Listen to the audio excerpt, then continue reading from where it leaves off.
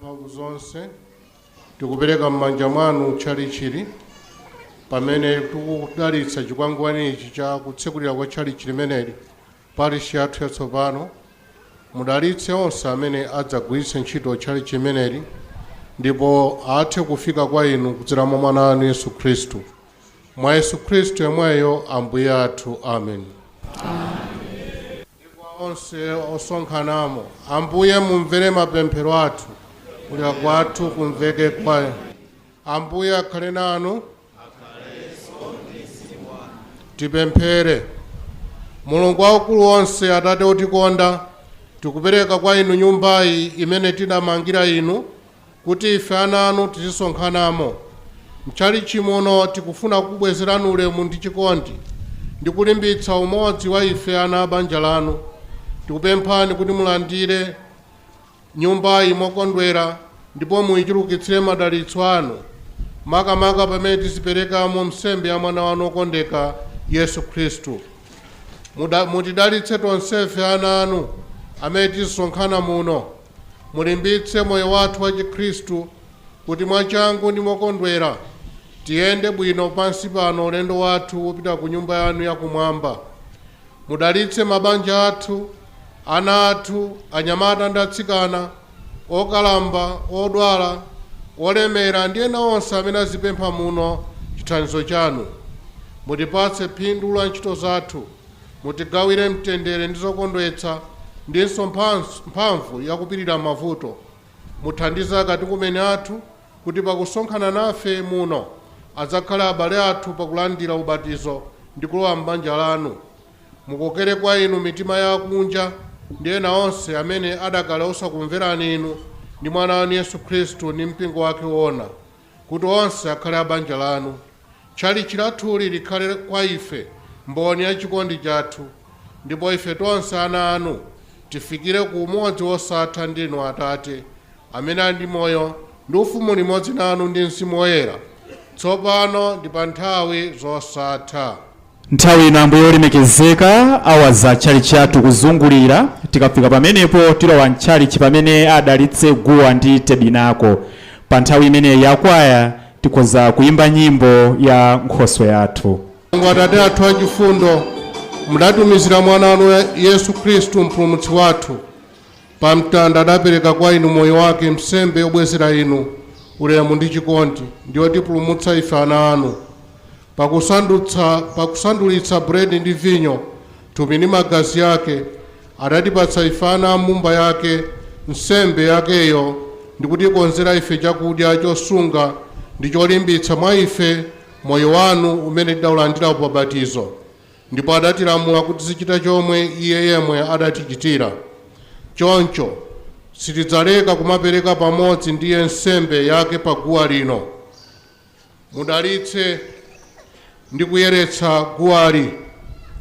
Mugawire zaulere zambiri ana anu amene adzapereka nsembe ya mwana wanu pa guwali, ndinso amene adzalandira chakudya cholemekezeka cha thupi lakelo. Nsembe yake Yesu Khristu yomwe tizipereka pa guwa lanuli izitikhalira tonsefe chikole cha chipulumutso, mtendere ndi chikondwero chosatha mwa Yesu Khristu mpulumutsi wathu amene ali ndi moyo ndi ufumu uli pamodzi ndi inu ndi Mzimu Woyera pa nthawi zosatha. Tipemphere. Mulungu wamphamvu zonse ndi wamuyaya, tikupemphani modzichepetsa inu wa ulemu wonse kuti mudalitse tabenakuloli imene idapangidwa kuti mukhalemo thupi ndi magazi a mwana wanu Yesu Khristu Ambuye athu. Mwa mwana wanu yemweyo Ambuye athu Yesu Khristu amene ali ndi moyo ndi ufumu limodzi nanu ndi Mzimu Woyera, iye Mulungu pa nthawi zosatha.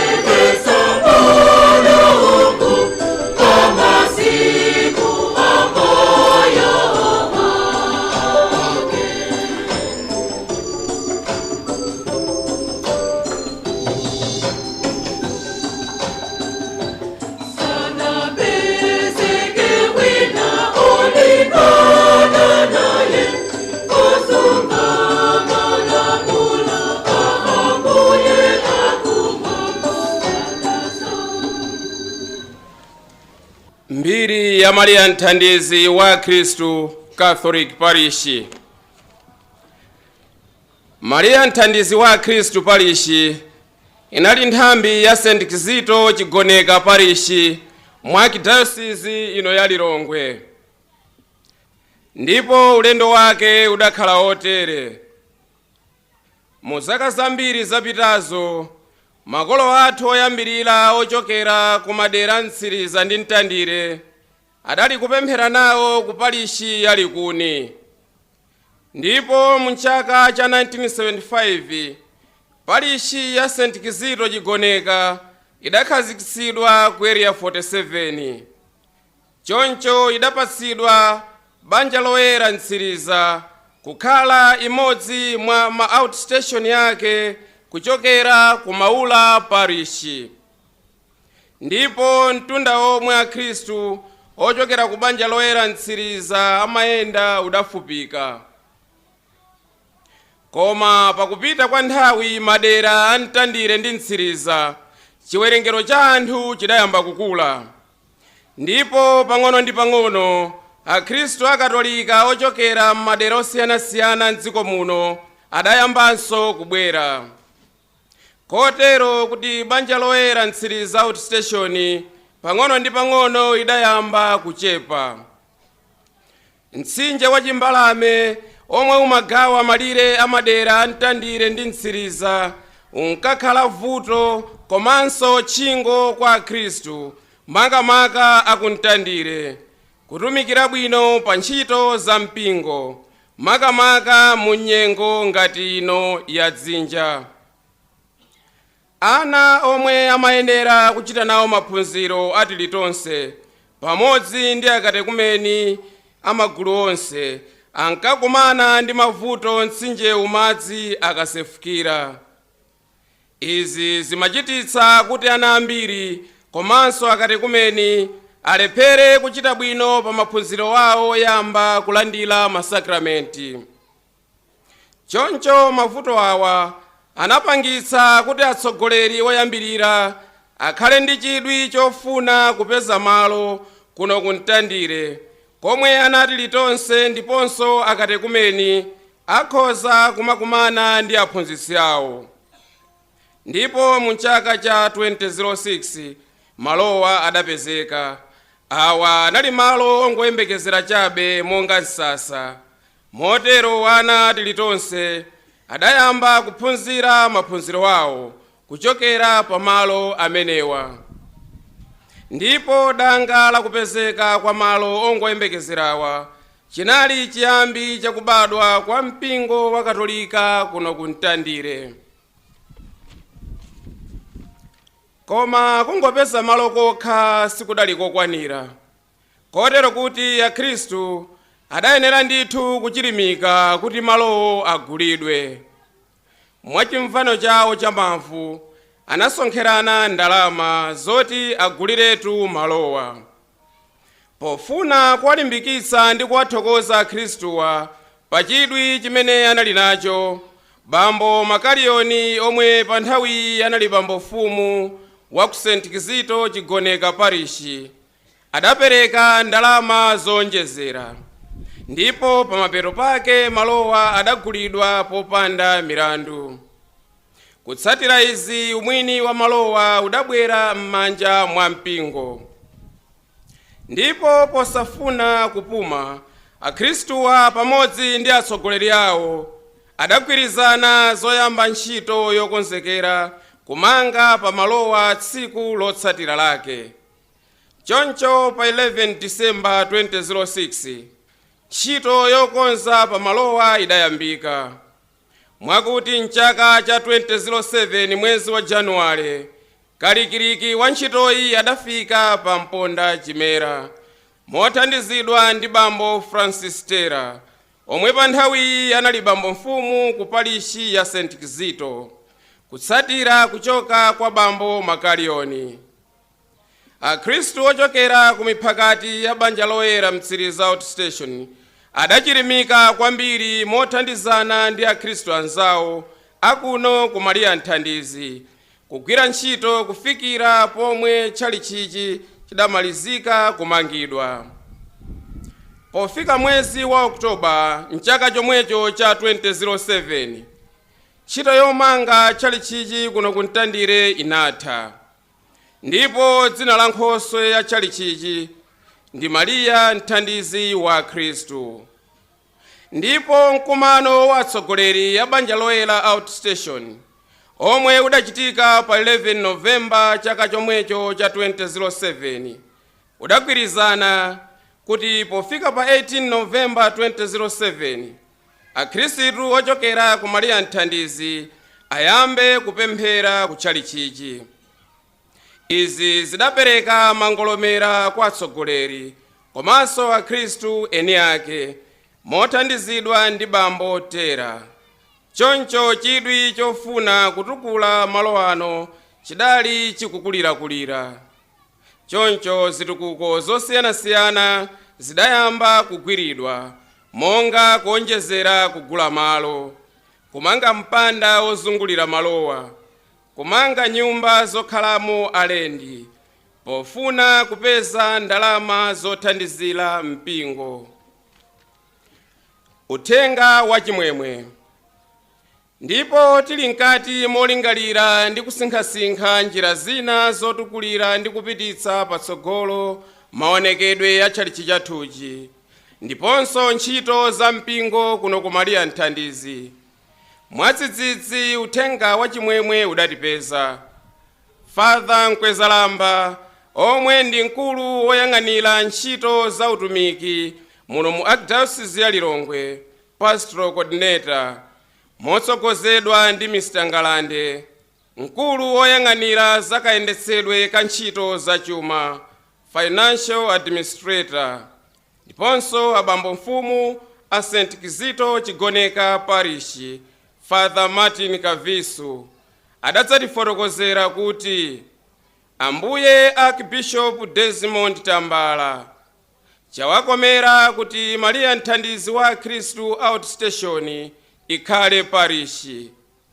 Apa padali pa 11 Machi chaka chomwe chino cha 2023.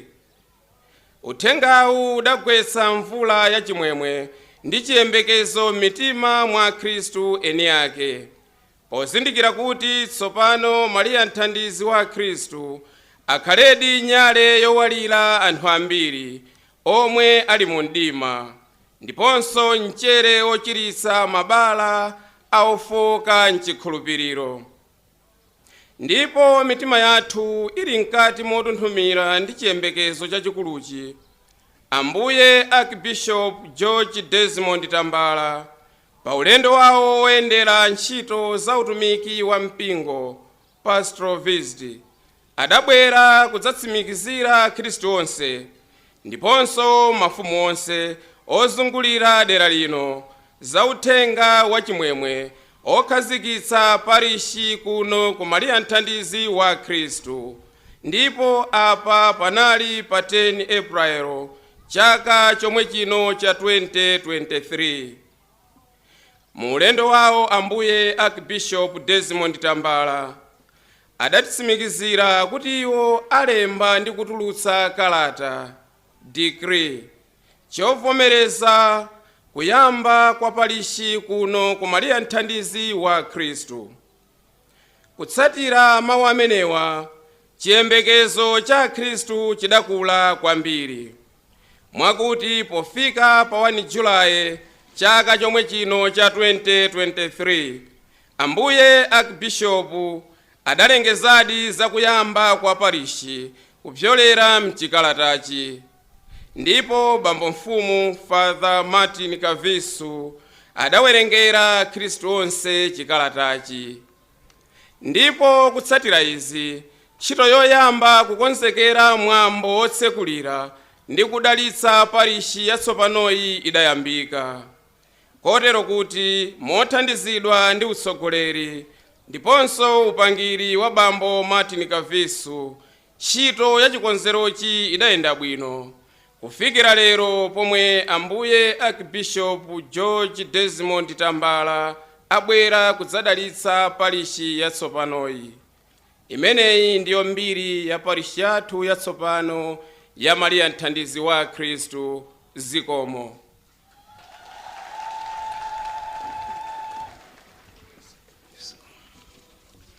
Pa nthawi ino Ambuye olemekezeka tsopano atitsogolera ndi mwambo wa nsembe ya misa. Tonse tiyimirire.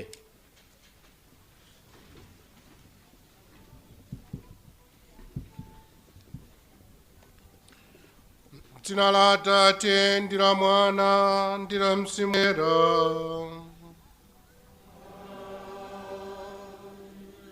Mtendere ukhale nanu.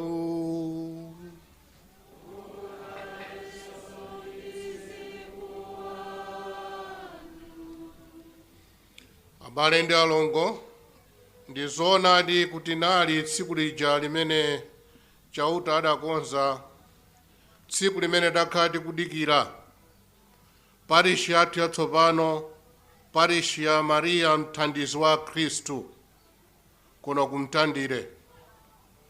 Ndi zoona kuti tayenda ulendo wautali kuti tifike pano. Anthu ambiri agwira ntchito zosiyanasiyana, akhristu ino eni ake, ansembe, komanso alendo ena amene akhala kukuyenderani kuno.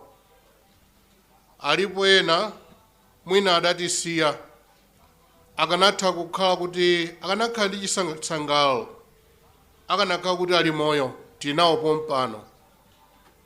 Ambiri agwira ntchito. Ndiye lero ndi nthawi yoti tithokoze Mulungu. Parishi idatsegulidwa kale. Tikalemba kalata yotsegula parishi imene tikuti decree, kuyambira pamenepo parishi imakhala kuti yambika. Iyi ndi misa yoyambirira ya parishi yatsopano. Ndiye tiye tipemphere kwambiri, tithokoze Mulungu chifukwa cha mphatso ya parishi yathu. Tithokozenso Mulungu chifukwa cha anthu osiyanasiyana amene anagwira ntchito imeneyi. Komanso tipemphe chithandizo chifukwa ulendo mwangoyamba kumene. Pamene tili pano ndi pamphanje. Ndiye parishi ikatsekulidwa si nthawi yopumula kuti tafikapo iyayi. Ndiye tikusowa kupempha chithandizo chifukwa kutsogolo kuno kuli zambiri zoti tichite. Atithandize Mulungu kuti tikhale amodzi. Matchalichi onse amene akupanga parishi yatsopano tikhale amodzi. Atithandizenso Mulungu kuti pamene tikugwira ntchito yathu, tiyike pakati pa ntchito yathu ya parishi yathu yatsopano Yesu Khristu. Ambuye Yesu Khristu akhale chimake cha parishi yathu. Tikusowa chithandizo kuti zimene zichitike.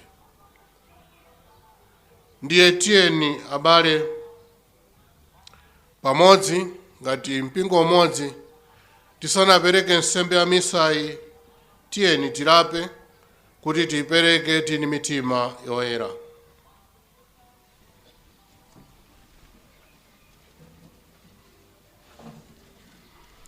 Ndikuwululira Mulungu wamphamvu zonse, ndinu nomwe abale, kuti ndachimwa kwambiri pakuganiza, polankhula, pochita zoyipa ndi posachita zoyenera.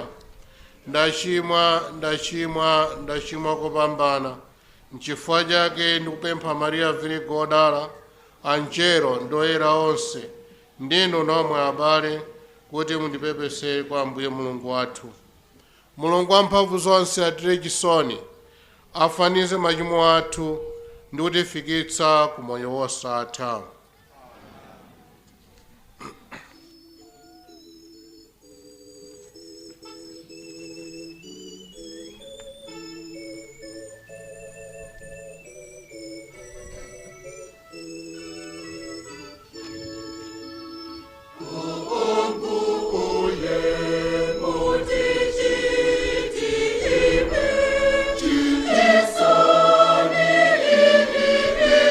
Jesus.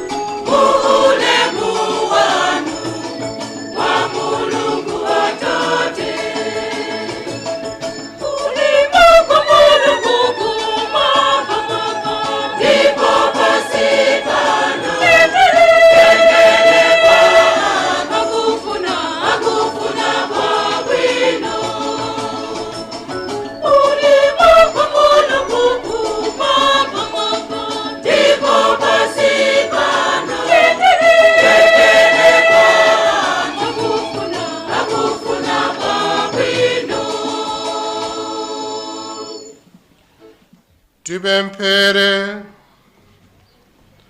Atate, mudatisankhula ngati miyala ya moyo yoti mumange nayo nyumba yanu yamuyaya. Mwakoma mtima kwanu ni wa uneneri wa Mariya, mthandizi wa Khristu. Mutongolere mnjira ya ungwiro ndi yachikondi, kuti eklezia wanu asaleke kukula ndi kukhazikika m'mitima ya anthu, mpaka afike pa msinkhu wathunthu umene mudamfunira. Mwa Mwana anu Yesu Khristu Ambuye ndi Mulungu wathu, amene ali ndi moyo ndi ufumu limodzi nanu ndi Mzimu Woyera, tsopano ndi pa nthawi zosatha.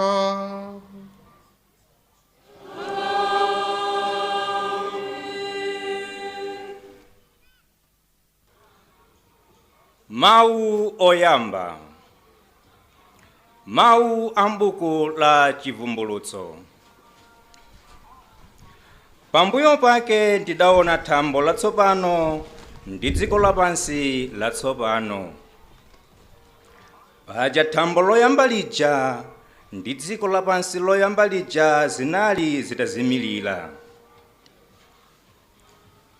Ndipo nyanja panalibenso. Tsono ndidaona mzinda woyera, Yerusalemu watsopano, ukutsika kuchokera kumwamba kwa Mulungu. Unali wokonzeka ngati mkwati wamkazi wokonzekera mwamuna wake. Ndidamva mawu amphamvu ochokera ku mpando wachifumu uja. Mawuwo adati, tsopano malo okhalamo Mulungu ali pakati pa anthu. Iye adzakhala nawo pamodzi, ndipo iwo adzakhala anthu akeake. Mulungu mwini adzakhala nawo, ndipo adzakhala Mulungu wawo. Iye adzawapukuta misozi yonse m'maso mwawo. Sipadzakhalanso imfa, chisoni, kulira kapena kumva zowawa. Zakale zonse zapitiratu. Pamenepo wokhala pa mpando wachifumu uja adati, tsopano ndisandukitsa zonse kuti zikhale zatsopano. Mawu a Ambuye.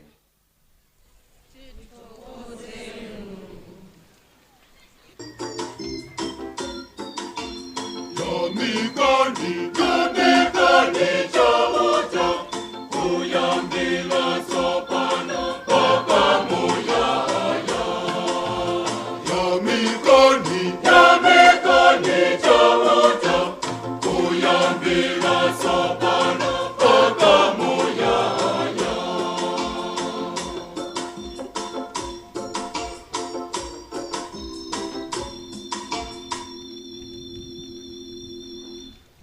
Tamandani inu atumiki ake, tamandani dzina la chauta.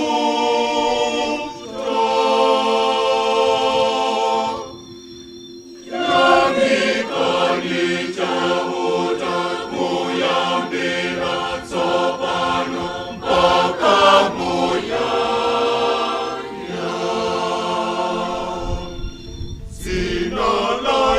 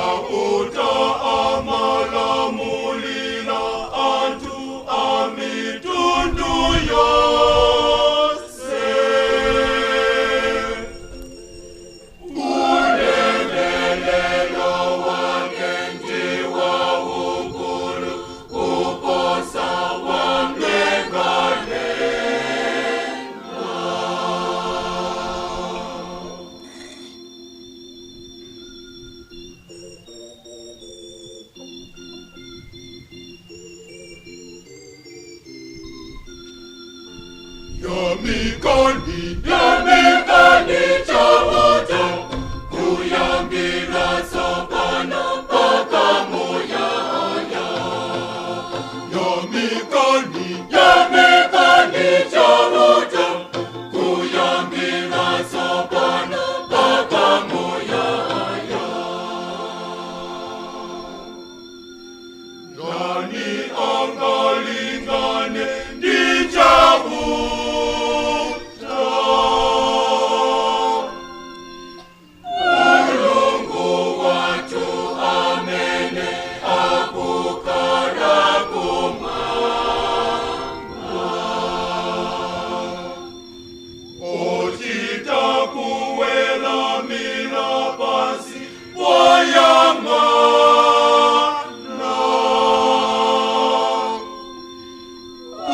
Poyang'ana mlengalenga nditsiko la pasi. Amakweza muntu osauka kuchokerwa kufumbi.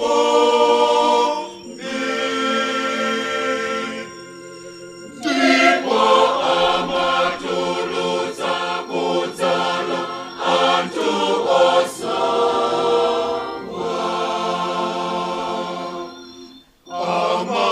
Amawakazika pamodzi ndi mafumu.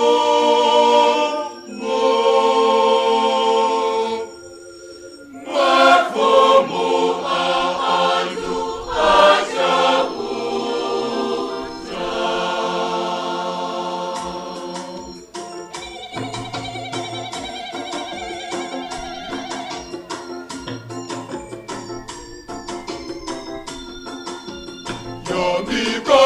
Yamikani chauta kuyambira sopano mpaka muyaya.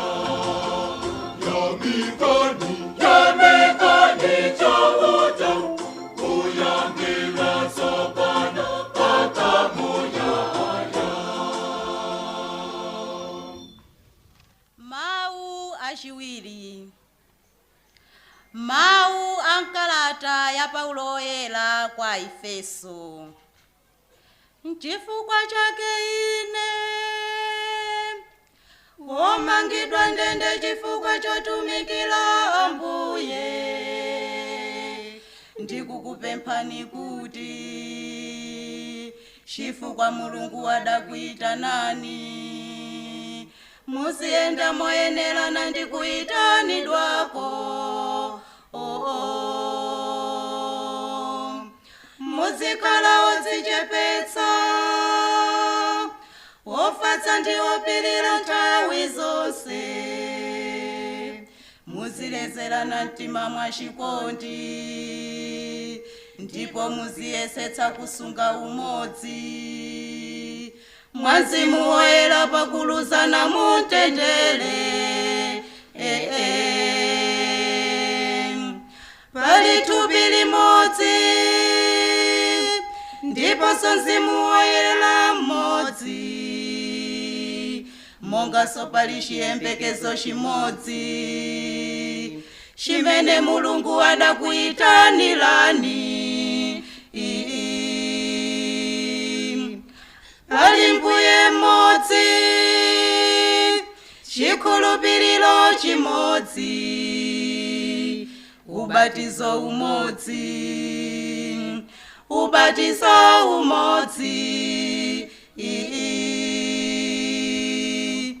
pali Mulungu mmodzi amene ali Atate a anthu onse. Iye ali pamwamba pa onse, amagwira ntchito kudzera mwa onse, ndipo ali mwa onse. Komabe aliyense wa ife adalandira mphatso yake ya ulere, molingana ndi mmene Khristu amaperekera mphatso zake. Iyeyu ndiye amene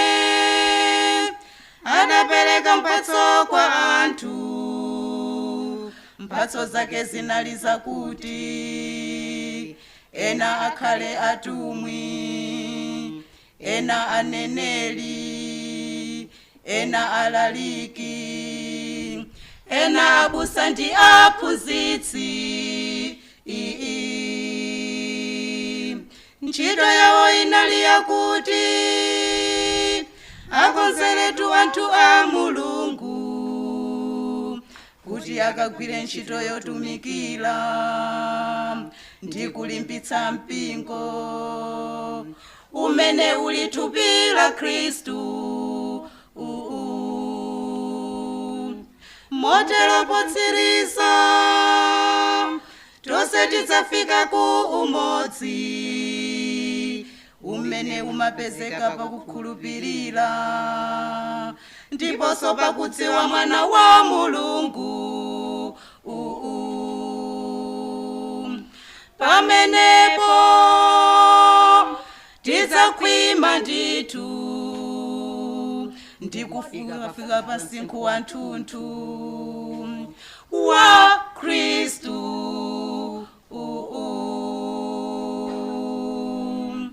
Mau Ambuye, mau a Ambuye, mau Ambuye, mau a Ambuye.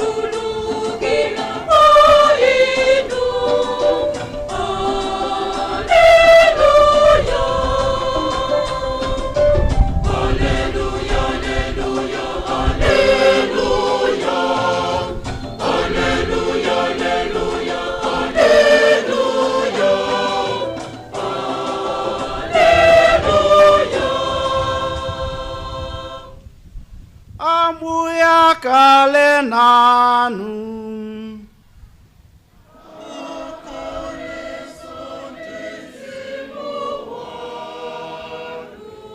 mawa mtenga wabwino monga dalembela Yohane oyera.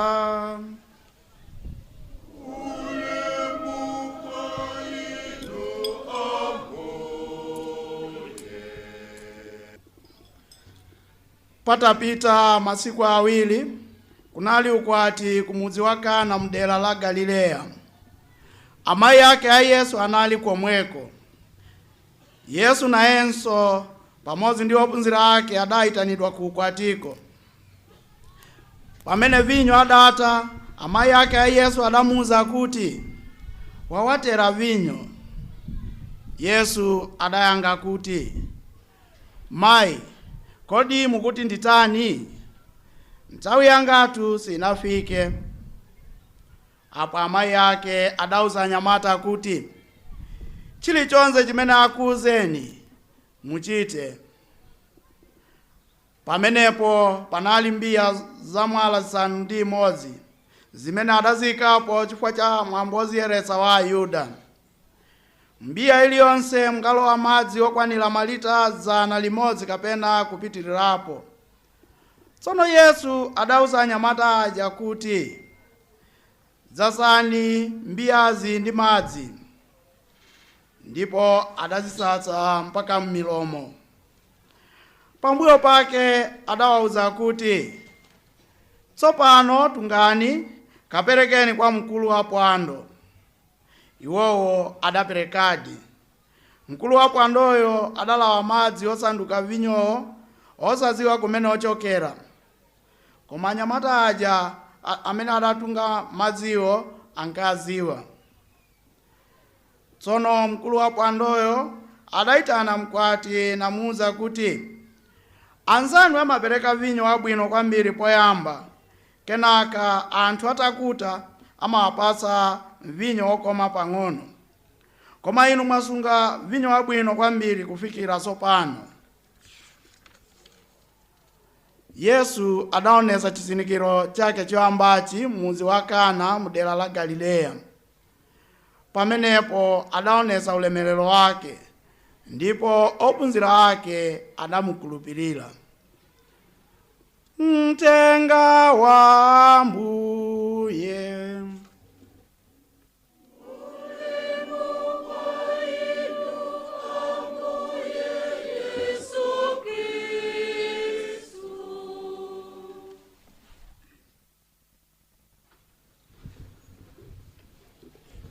Pa nthawi ino ambuye akepiskopi asadagawe mawu, pawerengedwa kalata yokhazikitsira parishi yatsopano.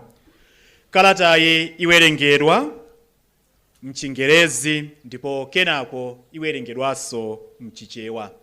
Ndayitane bambo John Chibweza amene ndi assistant pastoral coordinator kuti awerenge kalatayi mchingerezi. Establishment of Maria Mtandizwa Kristu Mtandire Parish of the Catholic Archdiocese of Lilongwe. I, Most Reverend George Desmond Tambara, the Archbishop of the Catholic Archdiocese of Lilongwe, have consulted the neighboring parish priests, pastors, the Presbyteral Council, and the College of Consultors, who do not object to the erect of new parish at Maria Mtandizwa Kristu Church in Ntandire, Lilongwe. The new parish shall be called Maria Mtandizwa Kristu Mtandire Catholic Parish. Now, with the new development, at a meeting of Bishop's College of Consultors held on 10th January 2023 at Maura Cathedral Parish Boarding Room in Lilongwe, the Archbishop of Lilongwe Catholic Archdiocese, together with his College of Consultors, anonymously demarcated the boundary among two parishes, namely Maria Mtandizwa Kristu Mtandire Parish and St. Kizito Chigoneka Parish, as follows. Maria Mtandizwa Kristu Mtandire Parish shall consist of 6 outstations and 52 small Christian communities, which were formerly under St. Kizito Chigoneka Catholic Parish, namely outstations: Maria Mtandizwa Kristu, Banja Loera, St. Andrea Chilota, St. Philomena, St. Anna, and St. Gabriel Kasiafombi. St. Kizito Chigoneka Parish, formerly parish to which they belonged, shall consist of 17 small Christian communities, namely St. Joseph, St. Teresa, St. Stephen, St. Mary, St. Monica, St. Daniel Komboni, St. Charles Rwangwa, St. Peter, St. Paul, St. Philomena, St. Matthews, St. Dominic, St. Francis, St. John Paul II, St. Emmanuel, St. Judy, and St. Clare. The demarcation is based on the following canonical reasons. A. Canon 518 stipulates that as a general rule, a parish is to be territorial. That is, it is to embrace all Christian faithful of a given territory, where it is useful. However, personal parishes are to be established, determined by reason of their right, language, or nationality of the faithful of a certain territory, or on some other basis. The erection of a new parish calls for demarcation of the boundary bordering the two parishes, so that pastoral care should be channeled to those Christian faithful who live within a territorial parish. Canon 96 states that by baptism one is incorporated into the Church of Christ and constituted a person in it, with duties and rights which, in accordance with each one's status, are proper to Christians insofar as they are in ecclesial communion, and unless lawfully issued sanctions intervenes. Again, Canon 102, paragraph 1 says, domicile is acquired by residence in the territory of a parish. These two canons put together indicate the need of belonging to a territory where one enjoys his or her rights, but also exercise his or her duties in a stable manner. The demarcation of the boundary gives an opportunity to Christians to remain stable in their territory, where they will be registered in accordance with Canon 535 and cared for by their legitimate pastor in accordance with Canons 526 and 527. C. If there was any property belonging to any of the two parishes, and now that the territory belonged to any one of them, the property could be shared or alienated to the benefit of both parties. D. If there was any property belonging to any of the two parishes, and now that the territory belongs to any one of them, the property could be shared or alienated to the benefit of both parties. This decree is effective today, 1st July 2023, and calls for all Christian faithful who belong to the two parishes to abide by the new demarcation made among them. All the processes will be followed in order to effect this new order. Signed by Most Reverend George Desmond Tambara, the Archbishop of the Catholic Archdiocese of Lilongwe, 1st January 2023. Thank you.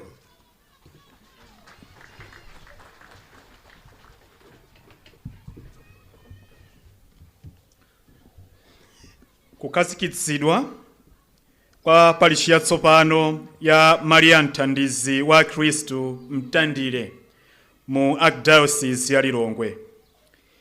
Ine Ambuye George Desmond Tambara, archiepiscopi wa archdiocese ya katolika ya Lilongwe, nditafusafusa amambofumu onse ozungulira tchalitchi ya Maria Mthandizi, ansembe ndi nduna zanga muno mu archdiocese ya Lilongwe, komanso potsata lamulo 519, 495 ndi 502, amene sakutsutsana ndi ganizo lakuti tchalitchi ya Maria Mthandizi wa Khristu ku Mtandire ikhale parishi. Ndikulengeza kuti tsopano tchalitchi ikhale parishi yatsopano. Parishi idzatchedwa Maria Mthandizi wa Khristu Mtandire Catholic Parish. Izi zachitika potsata msonkhano wa nduna zanga omwe udachitika pa 10 January 2023 ku Maula Cathedral Ballroom ku Lilongwe. Mu msonkhano ine ndi nduna zanga tinagwirizana kugawa malire a maparishi awiriwa motere: Maria Mthandizi wa Khristu Mtandire Parish, imene ili pansi pa parishi ya St. Kizito Chigoneka, idzakhala ndi mipakati 52 yomwe ikupanga mawu station asanu ndi awiri 6 motere: Nkhwazi, Kamphemvu, Mzingo, Kambanda. St. Kizito Chigoneka Parish idzakhala ndi mipakati 17 motere: St. Joseph, St. Teresa, St. Philomena, St. Matthew, St. Dominic, St. Francis, St. Clara, St. Emmanuel ndi John Paul II. Malire a maparishiwa agawidwa potsata malamulo a mpingo awa: Lamulo 518 limene limati Akhristu onse amene ali mdera limodzi akhale parishi potengera mtunda kapena chigawo cha diocese. Komabe ngati pali Akhristu ena amene amasonkhana potengera kachitidwe kawo kachipembedzo kapena chilankhulo kapena dziko limene akuchokera ndi zifukwa zina zotero, maparishi ena angathe kukhazikitsidwa potengera anthu mmene alili.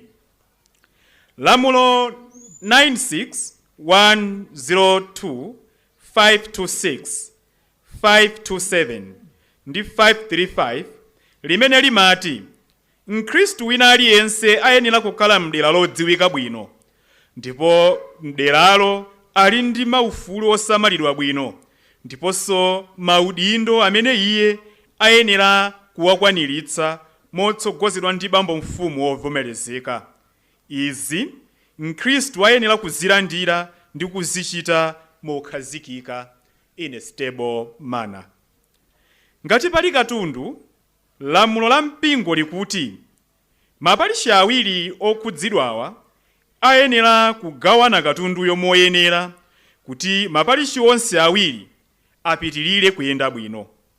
Chikalatachi chaperekedwa lero pa 1 January 2023, ndipo Akhristu onse amaparishi awiriwa akuyenera kutsata ndondomeko ya malireyi moyenera. Ine osayinira Ambuye George Desmond Tambala, Archiepiscopi wa Archdiocese ya Lilongwe ndi chidindo. Zikomo. Ndiye tithokoze Mulungu komanso timve kuti Mulungu akutipempha chiyani kwa ife amene tayamba ulendo watsopano parishi yatsopanoyi, komanso kwa ife amene tasiyana ndi anzathu amene tsopano ayima paokha. Uthenga umene talandira lero ukuchokera mu uthenga wa Yohane chapter 2, kumayambiriro kwa uthenga wa Yohanewu.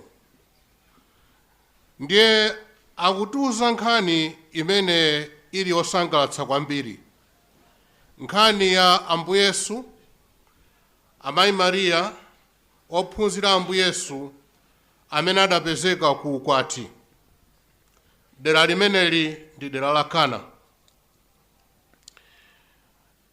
Poyang'anira uthenga wa lero autuza kuti adayitanidwa kukwatiko, invitation. Sitikudziwa kuti amene amamanga ukwatiwa ndi ndani, koma sitikukayikira kutheka kuti anali achibale kapena anansi amene amagwirizana nawo kwambiri. Ndi adayitanidwa, bwerani kuno kuli ukwati. Ndiye taonani amayi Mariya sadapite okha, komanso Ambuye Yesu sadapite okha, adapitira limodzi. Ndimafuna kuti tione ubale umene uli pakati pa amayi Mariya ndi mwana wake. Ndi ubale omwewo umene udzapezeka mu uthenga wa Yohane omwewo pansi pa mtanda wa Ambuye Yesu.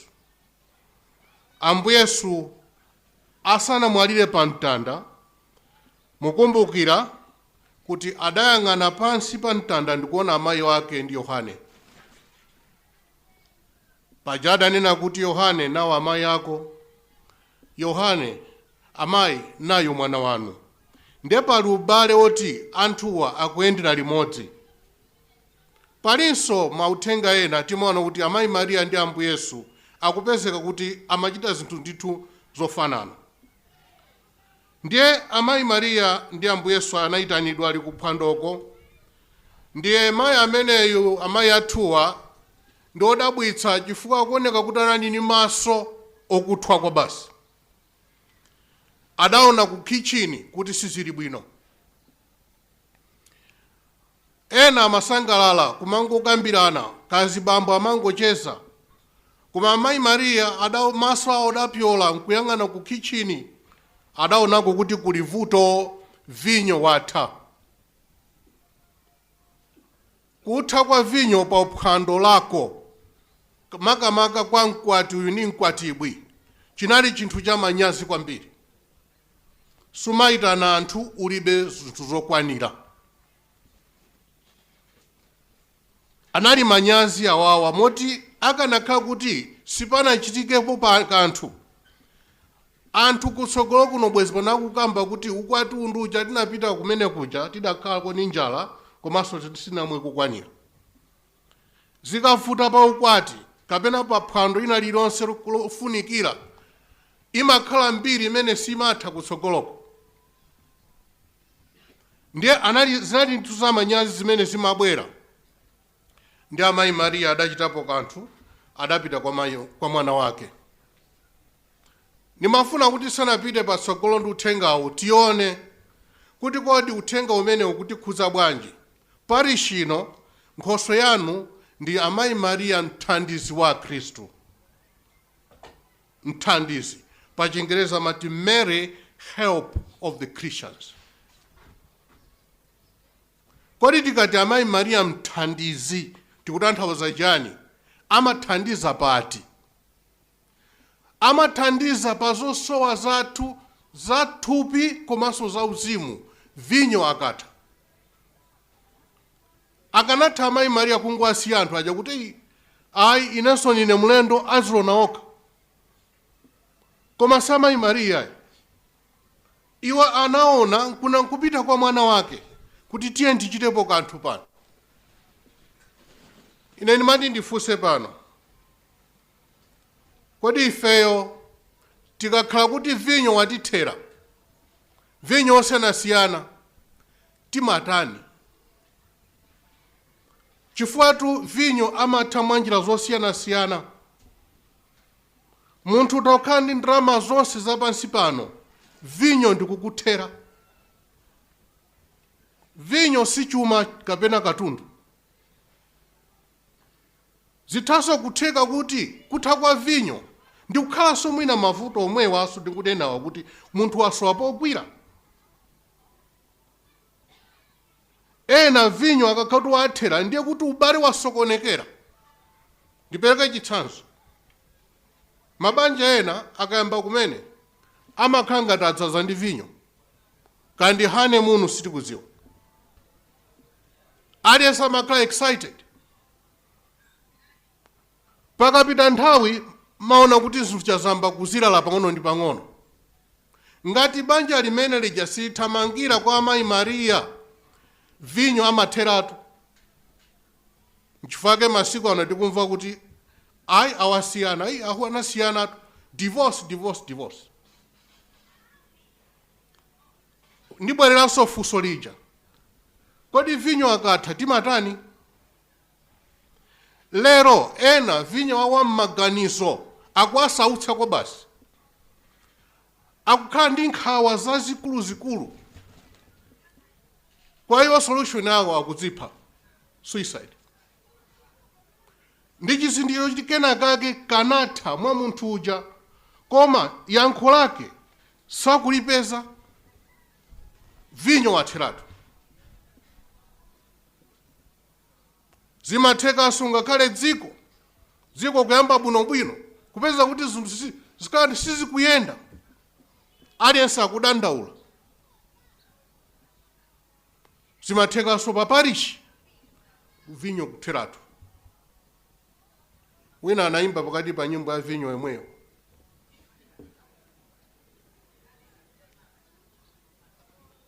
Ambuye Yesu amayi Mariya ataona kuti vinyo watha, sananene kuti tipangapo zinthu zimawa atuya. She's an action-oriented woman, a woman fast on her feet. Amayi Mariya ataona adangothamanga nthawi yomwe.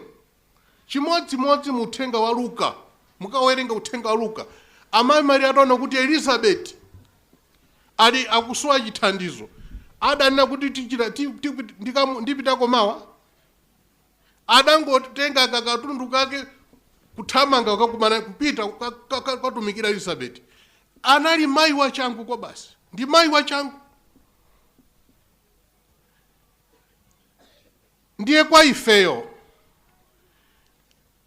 tikaona mavuto kapena tikakumana ndi zosiyana-siyana, tisayiwale tindi amayi Mariya mthandizi. Palibe amene anathamangira kwa amayi Mariya amene adamusiya choncho. Ndibwerezanso mawu awo, palibe munthu amene anathamangira kwa amayi Mariya mwana wake namusiya choncho munthu amene. Ndiye wafika kwa mwana wake akuti wawathera vinyo, koma chodabwitsa nchoti vinyo watha pa phwando. Pali zinthu ziwiri zimene sizimayendera pamodzi, kapena kuti moto ni madzi siziyendera limodzi. Pa phwando sipamayenera kukhalapo njala, ndi malo pamene timati pali mwana alirenji, koma palibe vinyo. Komanso tikutheka kuti parishi tsiku lomwe lotsekulirayo vinyo ndikutha.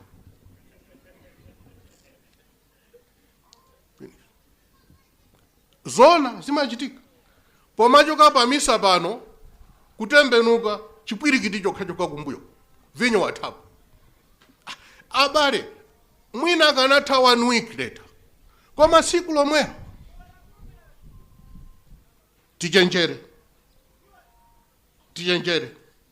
Singani ya nthawi mene amathira vinyo amatha pa phwando. Fana thapa phwando lakukena. Tisatayirire. Ena amatayirira pa zimene zikwayendera bwino, kandi pa ntchito, kandi pa banja.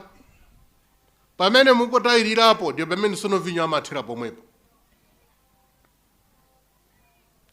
Ndiye akuti wawathera vinyo. Ndiye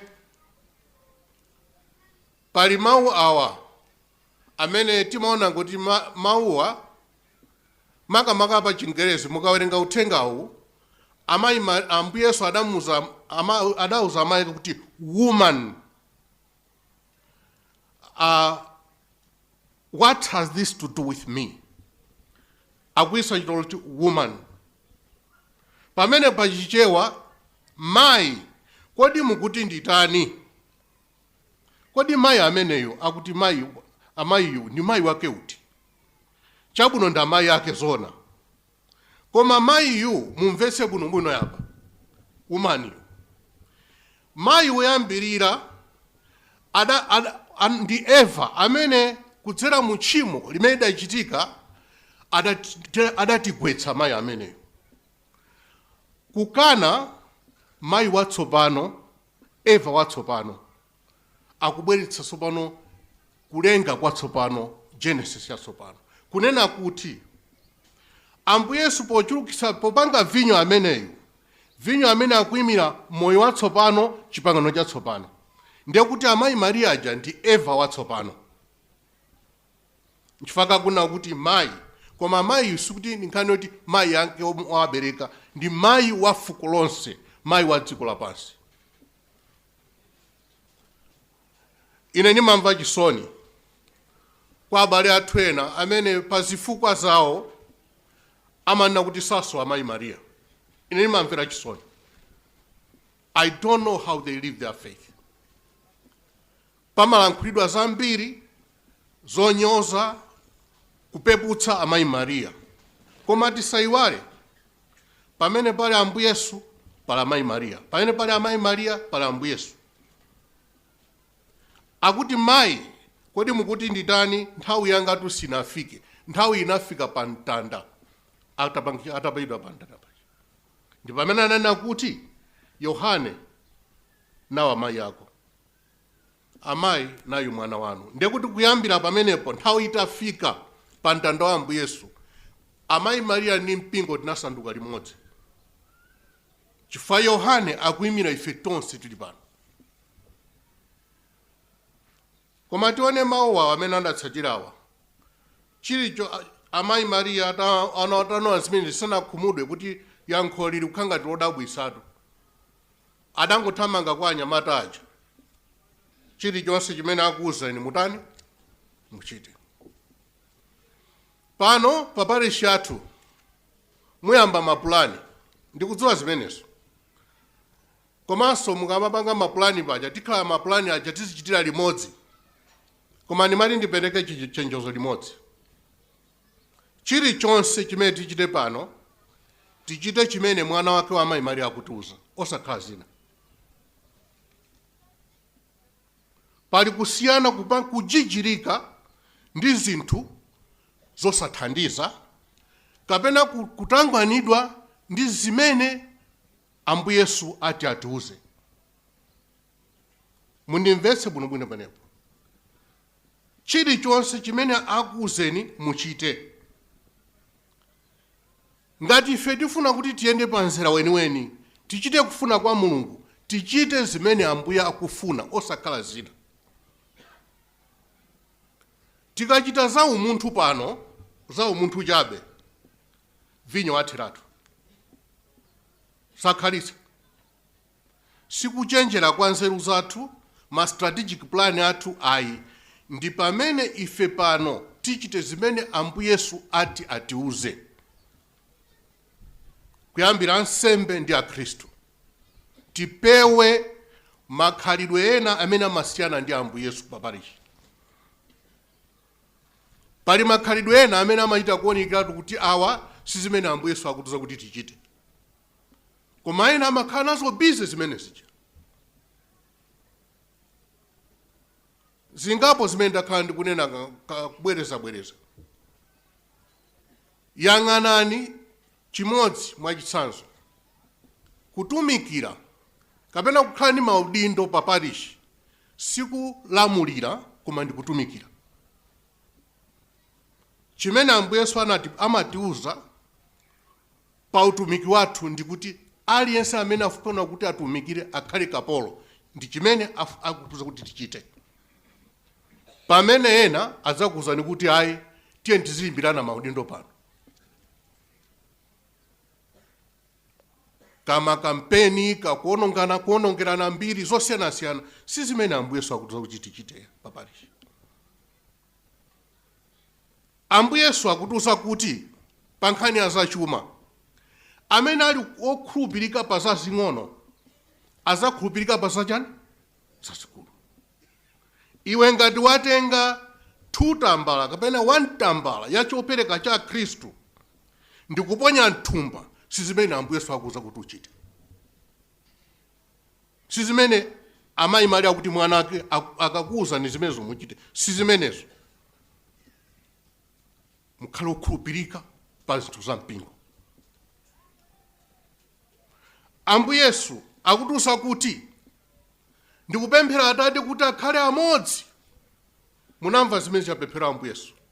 Monga Atate ndi ine tili amodzi, tikuwapemphereranso kuti akhale amodzi. Ndi zimene akufuna kuti tichite. Wina adzakuwuzani kuti ayi tiyambe kusankhana mitundu. Wakuti amachokera kuti obwera ndo ifeyo pano nzika pano ndi anthu obwera. Tiyamba kugwebana pano. Si zimene Ambuye Yesu akuti tichite. Khalani amodzi. Ndangopereka zitsanzo zingapo mawu a Mayi Mariya ona kuti chilichonse chimene akuwuzeni muchite, tichite zimene Ambuye Yesu akutiuza. Ndiye pali mbiya izi zimene zinali paenepa akuti zazambiri mbizikulu munali madzi aja anali ogwisa ntchito amadzitsuka amasamba miyambo yawo achiyuda amadziyeretsa ndi madzi ameneaja. Anasanduka vinyo, anthu anakhuta, atakhuta nkuyamba kulankhula zinthu zosalongosoka. Nanga si vinyo wakoma. Akuti kodi iwo bwanji mwabisa vinyo, bwanji vinyo ameneyo maona anzanu amapereka vinyo wabwino kwambiri poyamba. Maona waledzeratu. Kena anthu atakhuta amapasa wina wakuma pang'ono. Maona munthu uyu wasokonekera munthu pang'ono. Maona chimene munthu uyu m'bale wathu uyu vuto lake sanaone kuti wasandusa vinyo ndani, maso anangokomedwa ndi chani? Ndi vinyo.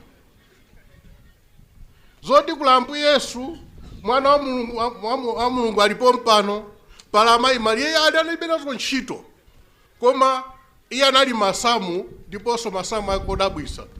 Chifukwa kwa iyeyo akuti anandikhalidwe omwe apusitsa anthu. Maona anthu kuwapasa vinyo wina ndikubisidwa kumapeto. Maona masamu akwe maganizo anthu osalongosoka.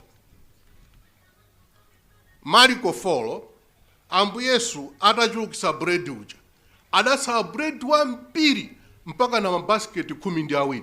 Ambuye Yesu akakhauta akupereka vinyo amapereka full ndipo amasefukira. Ndabwera kusapereka moyo otani? Osefukira. Sachita masamu kuti ndipange pang'ono ndibise ukwiya. Nde ifeyo pano papalishi yathu yatsopano ndi chaulere cha Mulungu musamachita nacho masamu pano ya. Chaulere cha Mulungu ngati mwalandira akuti poti mwalandira zambiri chaninso perekani. Musaumire. Ngati Mulungu akudalitsani ndi palishi ino, palishi kuyenda bwino, yang'anani anthu ena amene ali ovutika athandizeniso nawo. Ndiye komalizirako akuti azitachitika zimenezo adaonesa ulemero wake ndipo ophunzira ake adamkhulupirira. Kodi tikhulupirira pano? Ndikupempha kuti Mulungu atithandize kukhala ndi chikhulupiriro pa moyo wathu. Ndiye tiye tipitize ndi nsembe yathu ya misa kukondwerera parishi yathu yatsopano.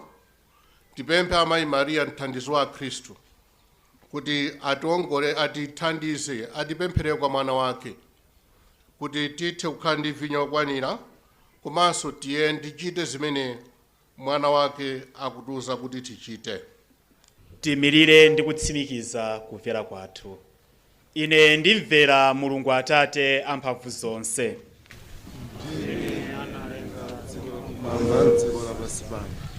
Ndipo Yesu Kristu mwanawe Ambuye wathu amene anayikidwa m'mimba ndi Mzimu Woyera nabadwa mwa Mariya Filipo, anasausa kwa Ponsiyo Pilato, anampachika patanda, anamwalira, anamuyika m'manda, analowa m'Imfa, ndi mkuja wake anauka kwa akufa, nakwera kumwamba nakhala pa dzanja lamanja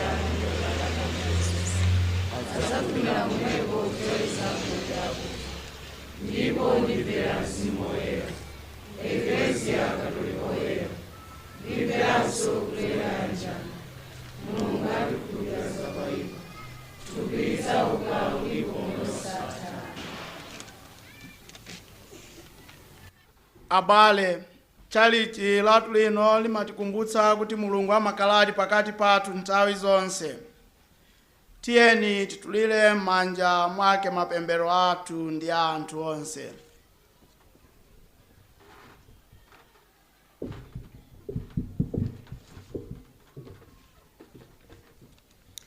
Tipempherere apapa, aepiskopi ndi ansembe onse kuti asatope kulalikira anthu awo mthenga wabwino. Tikupemphani mutivomereze.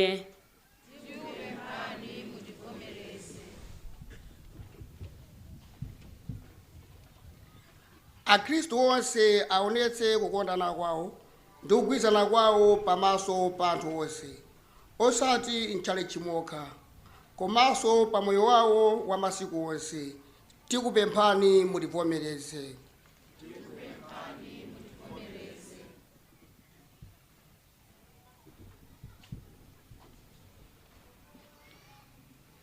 Anthu onse amene adakali padera osadziwa Yesu Khristu atsekule mitima yawo ndipo alandire kuwala kochokera kumwamba, poona kuti Akhristu amakondadi anzawo. Tikupemphani mutivomereze.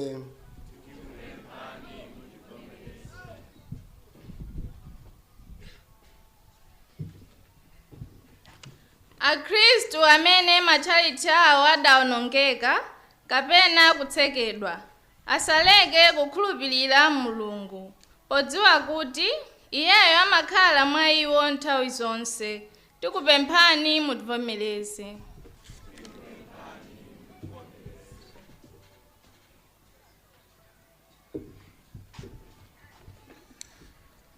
Ife tonse amene timakumana muno sabata iliyonse, mayendedwe athu ndi ntchito zathu zisonyeze kuti Ambuye akukhaladi pakati pathu. Tikupemphani mutivomereze. Tipempherere aepiskopi, ansembe, akhristu onse ndi anthu ena onse akufuna kwabwino, amene anagwira ntchito yotamandika poyika maziko akuya parishi yathuyi, kuti Mulungu yekha awapatse madalitso ochuluka. Ndipo iwo amene adatisiya, Mulungu alandire mizimu yawo mu ufumu wakumwamba. Tikupemphani mutivomereze.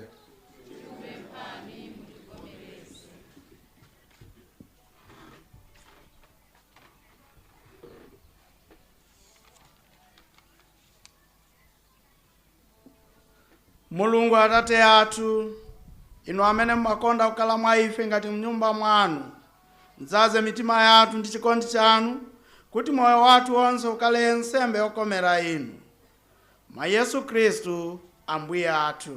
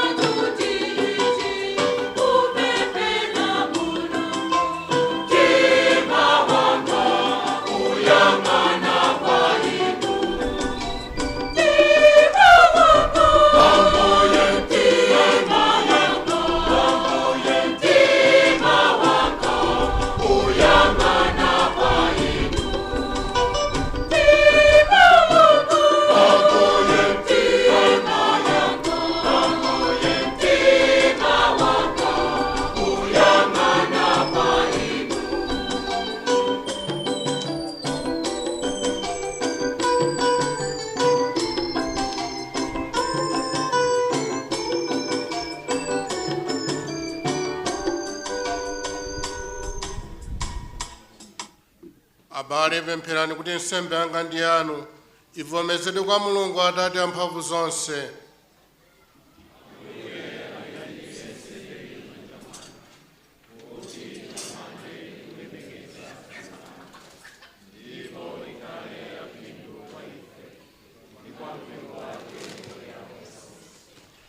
Atate, landirani mokondwera zopereka zathuzi pamodzi ndi mapemphero athu.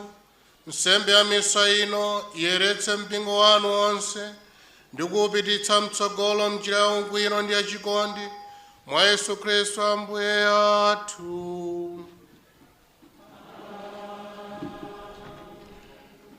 Ambuye akhale nanu.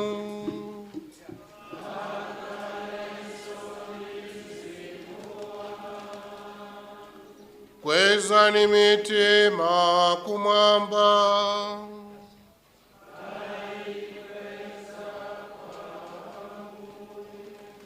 Tithokoze Ambuye Mulungu wathu.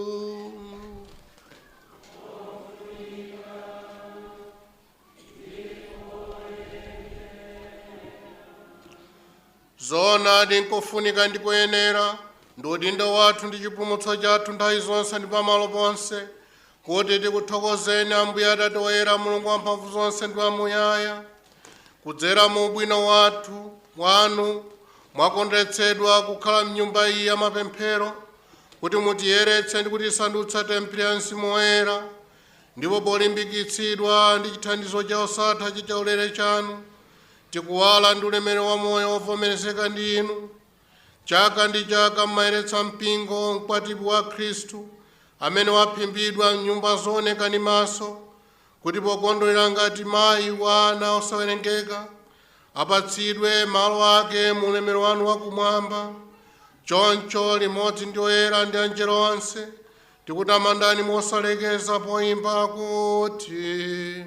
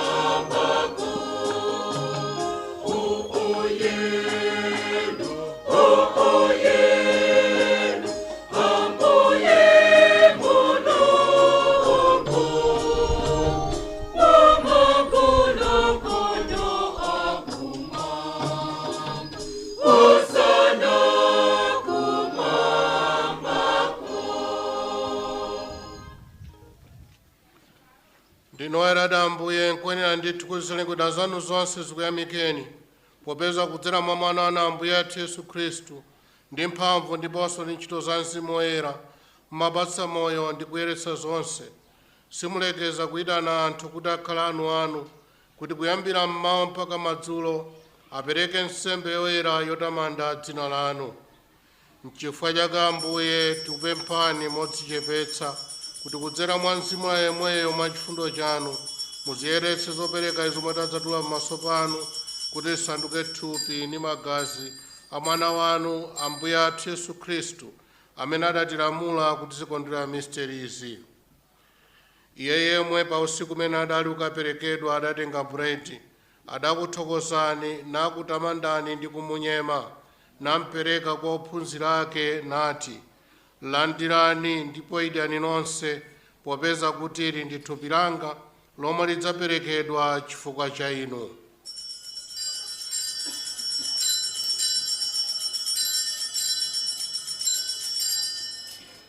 chimodzimodzi atatha kudya adatenga chikho, adakuthokozani nachidalitsa ndi kuchipereka kwa ophunzira ake nati, landirani ndipo imwani nonse, popeza kuti ichi ndi chikho cha magazi anga, magazi a pangano chatsopano ndi chosatha, amene adzatsiridwa chifukwa cha inu ndi anthu ambiri kuti afafanize machimo. Muzichita izi kuti mundikumbukire.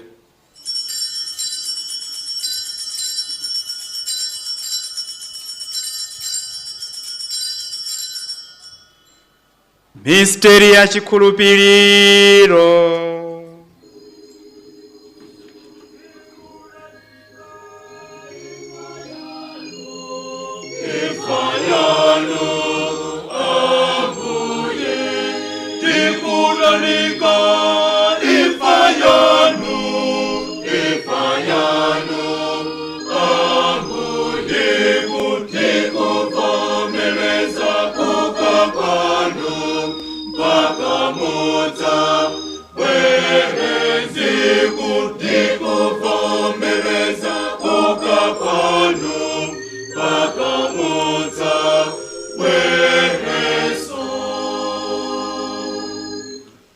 Choncho Ambuye, ife pakumbukira masautso otipulumutsa mwana wanu ndi kuuka kwake kwa ulemu ndi kukwera kwake kumwamba, ndipo pamene tikuyembekeza kubwera kwake kwachiwiri, tikupereka kwa inu nsembe ino ya moyo ndi oyera kuti tikuthokozeni.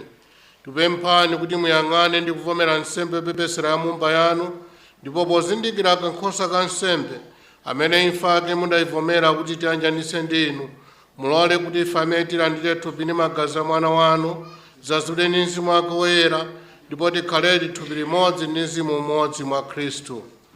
Iye yemwe atisandutse nsembe kukumerani nthawi zonse, kuti tikalandire nawo zokoma zanu, limodzi ndi osankhidwa anu, poyamba Virgo Maria wodaladala amayi a Mulungu, ndi Yosefu wodala mwamuna wake, limodzi ndi apostoli anu odala, ndiponso amartiri anu olemekezeka, ndi oyera anu ena onse, amene tiwadalira kuti azithandiza potinira kwa inu nthawi zonse. Tikupemphani Ambuye kuti nsembe ino yotiyanjanitsa nanu ithandize dziko lonse lapansi kupeza mtendere ndi chipulumutso. Mulimbitse chikhulupiriro ndi chikondi cha mbumba yanu pa ulendo wake pansi pano, pamodzi ndi mtumiki wanu Francis Papa wathu, ndi George Tambala Archiepiscopi wathu, ndi ansembe onse, ndi anthu onse amene mudawasandutsa anu. Mverani mwachifundo mapemphero a banja lanu lino lomwe mwafuna kuti lifike pamaso panu pano. Ana anu onse obalalika kumalo konse, asunganitseni pafupi nanu Atate achifundo. Abale athu amene adatisiya, ndi onse amene adakomera inu pamene anali kuchoka mu moyo uno, mwachifundo chanu mwalandire mu ufumu wanu. Kumeneko nafenso tikuyembekeza kuzafika kukalandira ulemerero wanu pa nthawi zosatha, mwa Khristu Ambuye athu, amene kudzera mwa Iye inu mumapereka ku dziko lapansi zabwino zonse. Kudzera mwa Iye, pamodzi naye mwa Iye, inu Mulungu Atate amphamvu zonse, limodzi ndi mzimu woyera, ulemu wonse ndi ulemerero ndi wanu pa nthawi zosatha. Amen.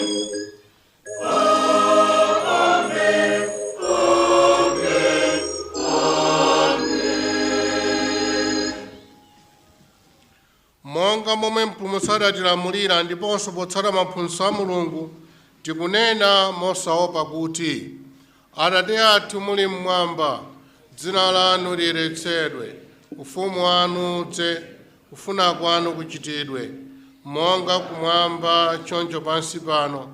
Mutipatse ife lero chakudya chathu cha lero, mutikhululukire ife zochimwa zathu, monga ifenso tiwakhululukira adani athu, musasiye ife mchinyengo, koma mupulumutse ife kwa zoyipa.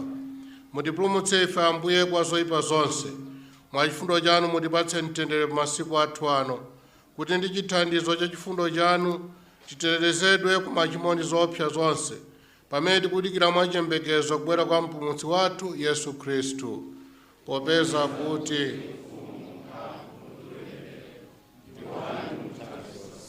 Ambuye Yesu Khristu amene mudauza apostoli anu kuti ndikusiyirani mtendere, mtendere wanga ndikupatsani, musayang'ane machimo athu koma chikhulupiriro cha mpingo wanu, ndipo mwakufuna kwanu mupatse mtendere ndi umodzi, inu amene muli ndi moyo ndi ufumu pa nthawi zosatha.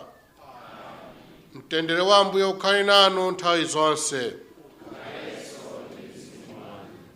Tiyeni tifunane mafuno a mtendere.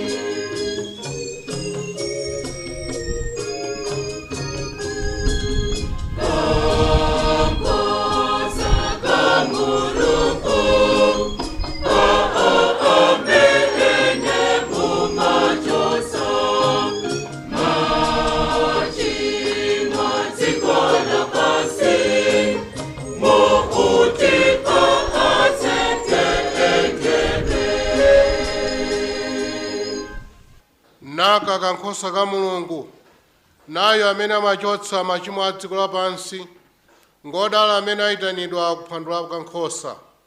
Ambuye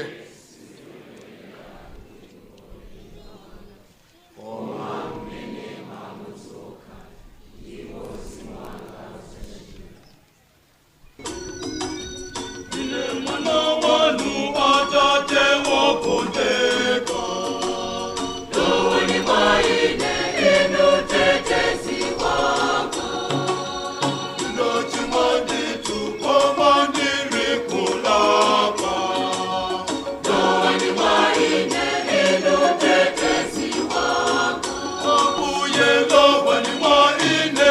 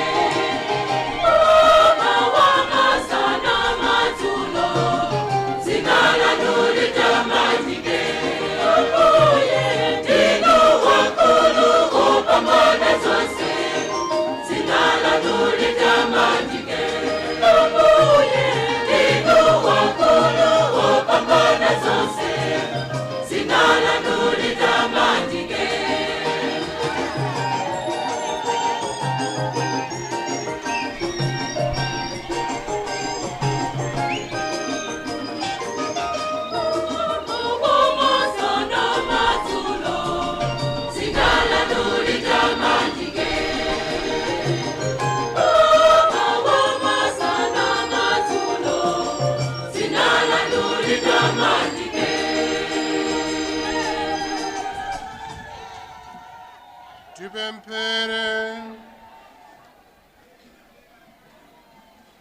Atate, mudafuna kuti eklesia wanu pa ulendo wake wapansi pano akhale chizindikiro chosonyeza Yerusalemu wakumwamba. Tapota nanu sakramenti limene talandirali litikhazikitse mchikondi chanu ndi kutifikitsa kumwamba komweko kuti kandireko ulemerero wanu mwa Yesu Kristu Ambuye athu.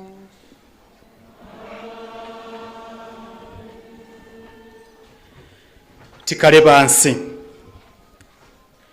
Ino tsopano ndi nthawi yakuti Ambuye olemekezeka akhazikitse bambofumu wa parishi ino yatsopano.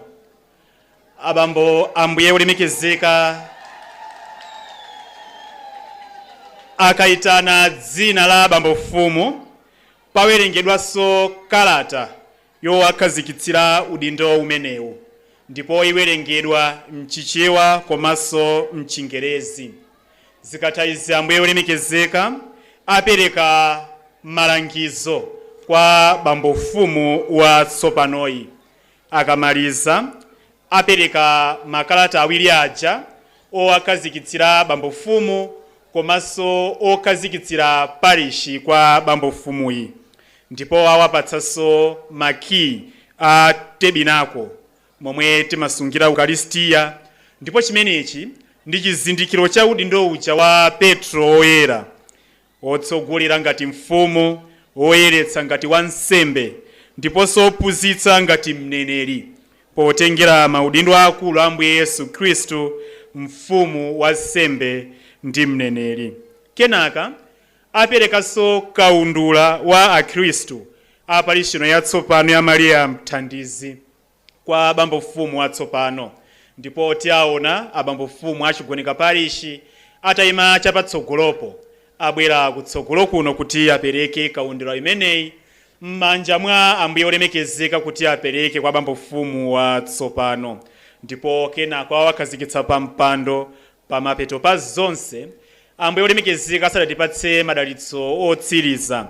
Bambofumu atsopanoyi alonjeza pamaso pa Khristu tonse pa maudindo amene iyeyi wawalandira.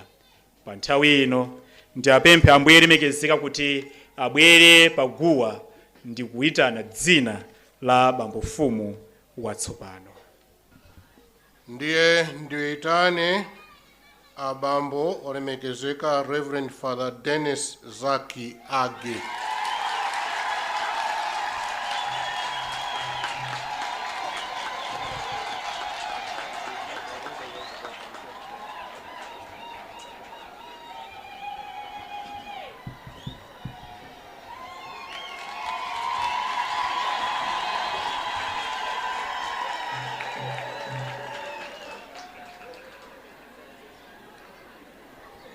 Reverend Father Dennis Zach Agi, appointment to serve as parish priest of Mariya Mthandizi wa Kristu Mtandire Catholic Parish.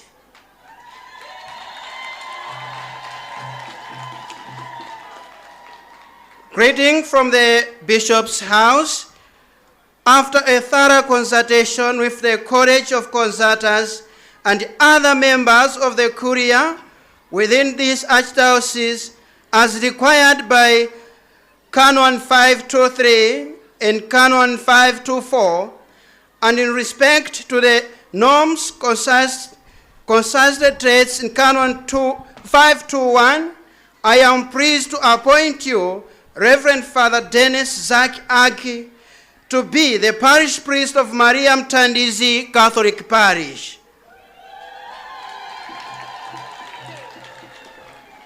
Your appointment is for a minimum of 5 years, subject to change and open to renewal, and is effective from 25th November 2023.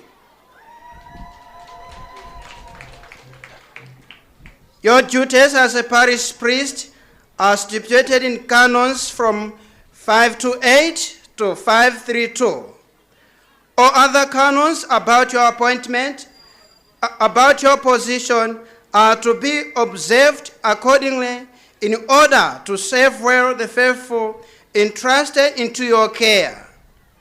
As I give thanks to you for your commitment in serving the people of God, I wish you a great success, and I sincerely hope that you'll continue to give out the best of yourself for the good of the people of God in the Catholic Archdiocese of Lilongwe. May God grant you special blessings for your apostolic zeal. Devotedly yours in Christ, George Desmond Tambara, Archbishop of Lilongwe Archdiocese. Thank you.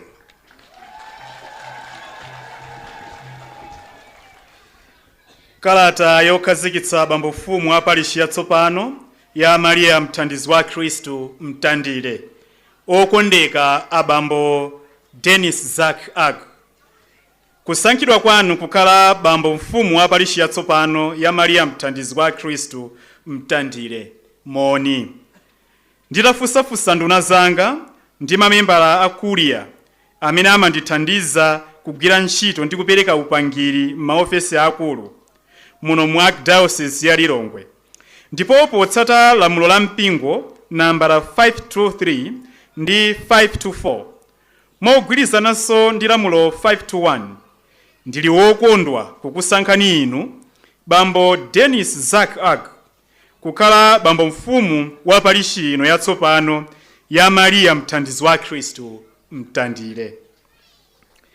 Mudzatumikira mparishi kwa zaka zisanu zikubwerazi kapena kuonjezerapo kuchokera lero pa 25 November 2023.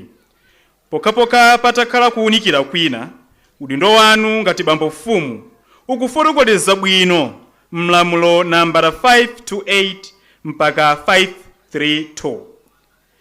Mudzatsatanso malamulo ena onse a mpingo okhudza udindowu kuti mutumikire bwino mbumba yonse ya Mulungu imene lero yayikidwa m'manja mwanu kuno. Pamene ndikukuthokozani chifukwa cha kudzipereka kwanu potumikira mbumba ya Mulungu, ndikukufunirani mafuno abwino. Ndili ndi chikhulupiriro chonse kuti mudzapitirira kudzikhuthula pa utumiki wanu muno mu Archdiocese ya Lilongwe. Mulungu azikudalitsani. Ine mtumiki wanu mwa Khristu, George Desmond Tambara, Archiepiscopi wa Archdiocese ya Lilongwe, lero pa 25 November 2023.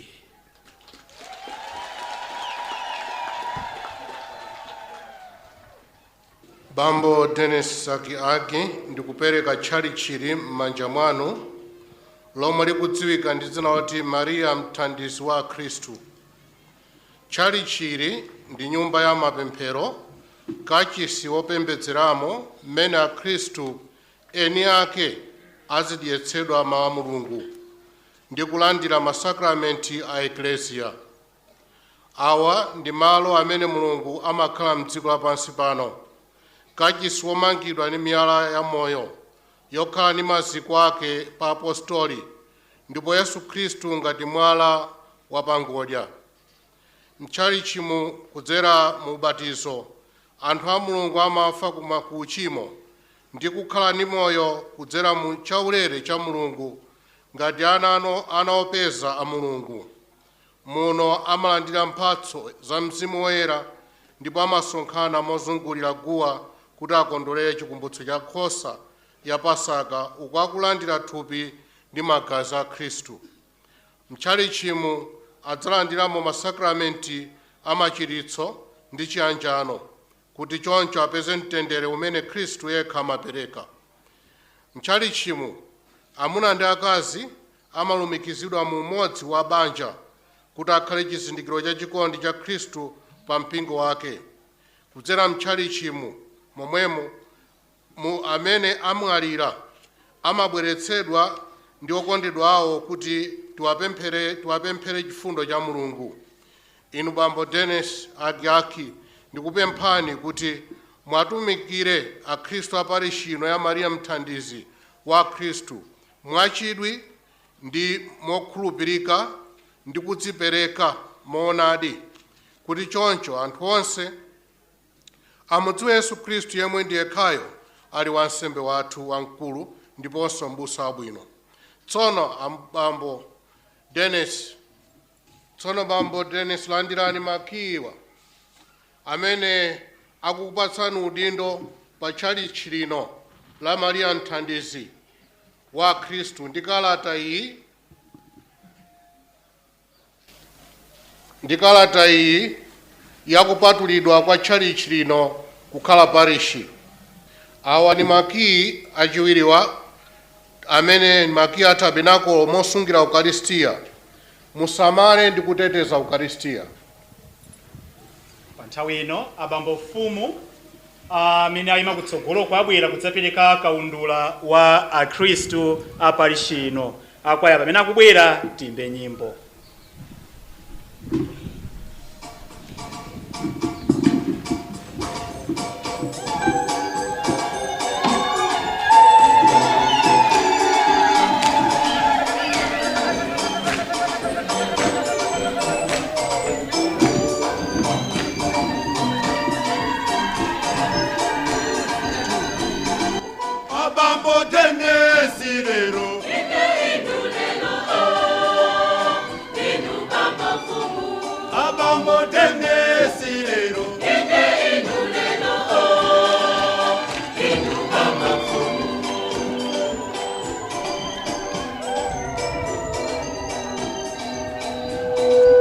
Pa nthawi ino ambuye olemekezeka wapatsa mafuno abwino bambo mfumu atsopanoyi kena kwa nsembe oyimira asisteri atsogolera a Khristu eni ake ena tonse tiwafunira zabwino misa ikatha. Akwaya nyimbo.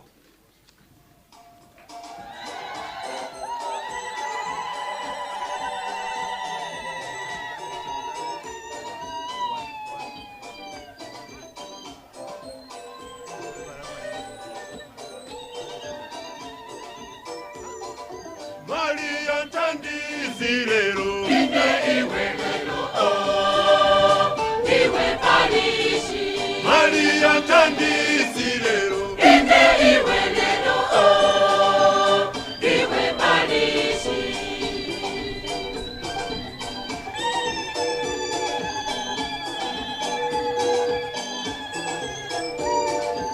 Uzamitse a Kristo mapozero aje Kristo.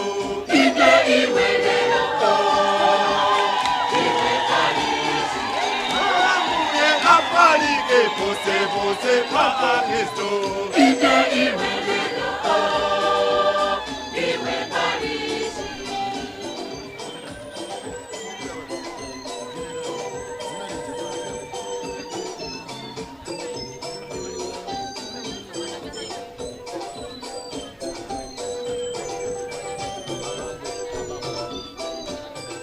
Abambo Denesi lero.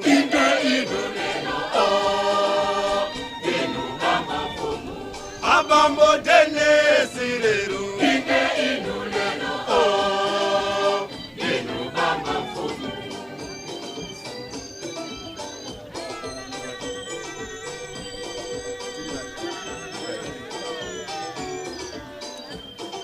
Muthandize a Kristo kuwapasa masakramenti.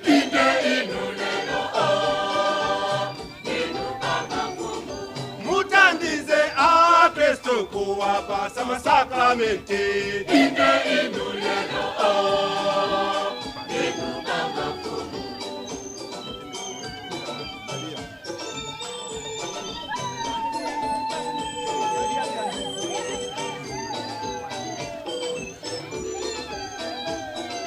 Maria Mthandizi lero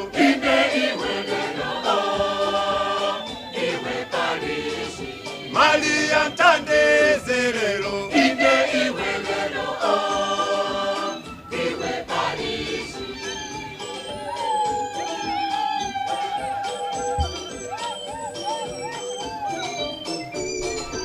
Uzamitse a Kristo mapozero aje Kristo.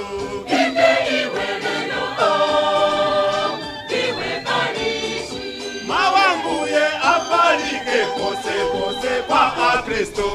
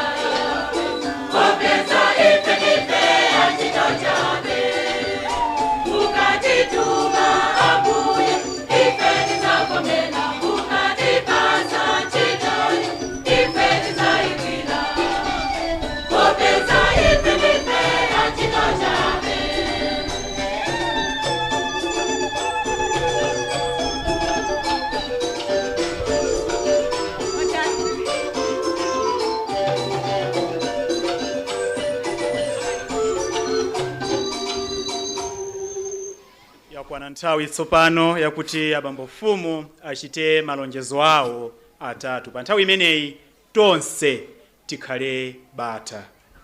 I, Reverend Father Dennis Zaki Agi, with firm faith believe and profess everything that is contained in the Synod of Faith, namely, I believe in one God, the Father Almighty, maker of heaven and earth, of all things visible and invisible.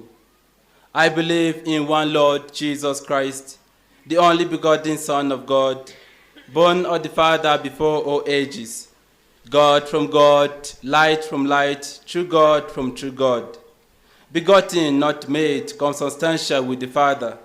Through him all things were made. For us men and for our salvation, he came down from heaven, and by the Holy Spirit was incarnate of the Virgin Mary, and became man. For our sake he was crucified under Pontius Pilate. He suffered death and was buried, and rose again the third day in accordance with the Scriptures.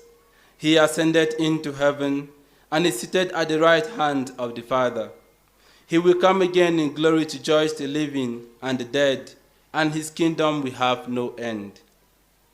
I believe in the Holy Spirit, the Lord, the giver of life, who proceeds from the Father and the Son, who with the Father and the Son is adored and glorified, who has spoken through the prophets. I believe in one holy, Catholic, and Apostolic Church. I confess one baptism for the forgiveness of sins, and I look forward to the resurrection of the dead and the life of the world to come. Amen.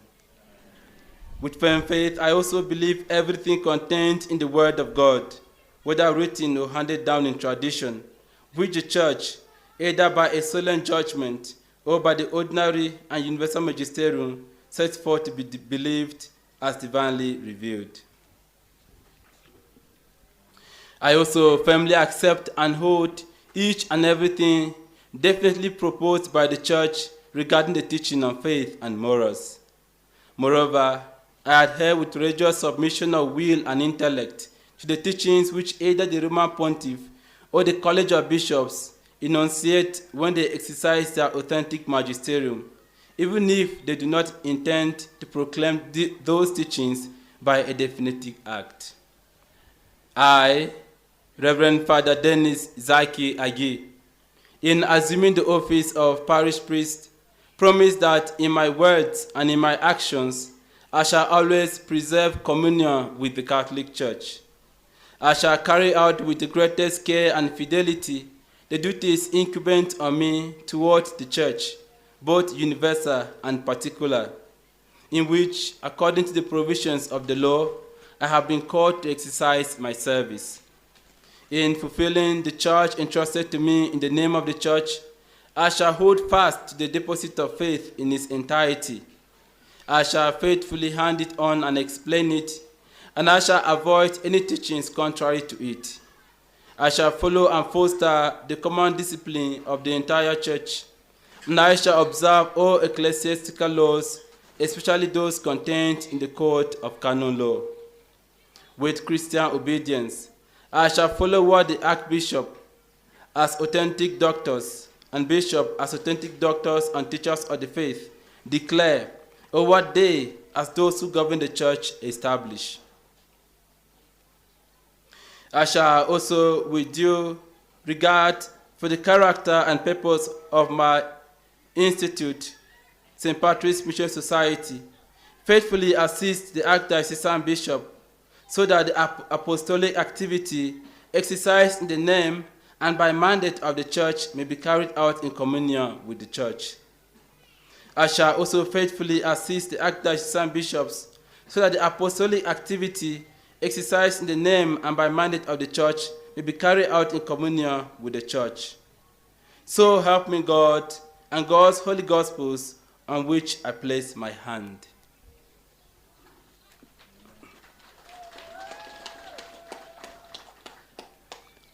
I, Reverend Father Dennis Zaki Agi, having been duly appointed parish priest of the parish of Maria Mtandizi Wa Christi Parish in Tandire, do hereby promise before God under oath and swear to exercise with great care and due diligence the office of pastor entrusted to me, without partiality to anyone.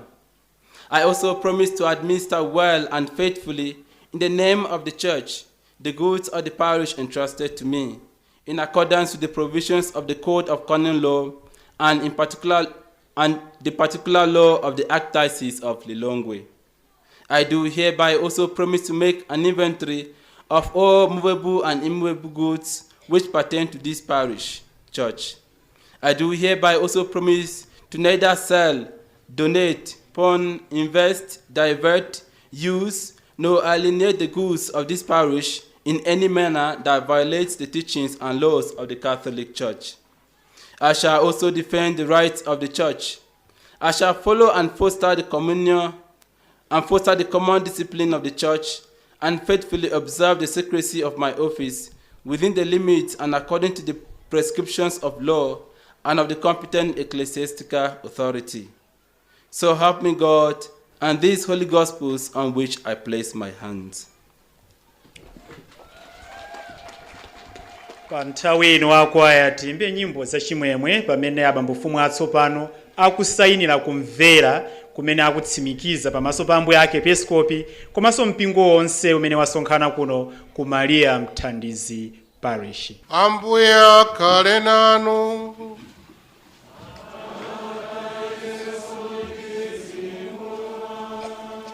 Dzina la Ambuye litamandike.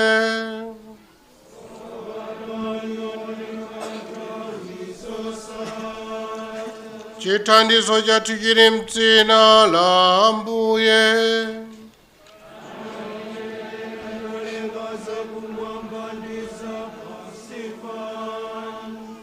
Akudalitseni Mulungu wamphamvu zonse, Atate ndi Mwana ndi Mzimu Woyera. Pitani ndi mtendere mukulemekeza Ambuye ndi moyo wanu.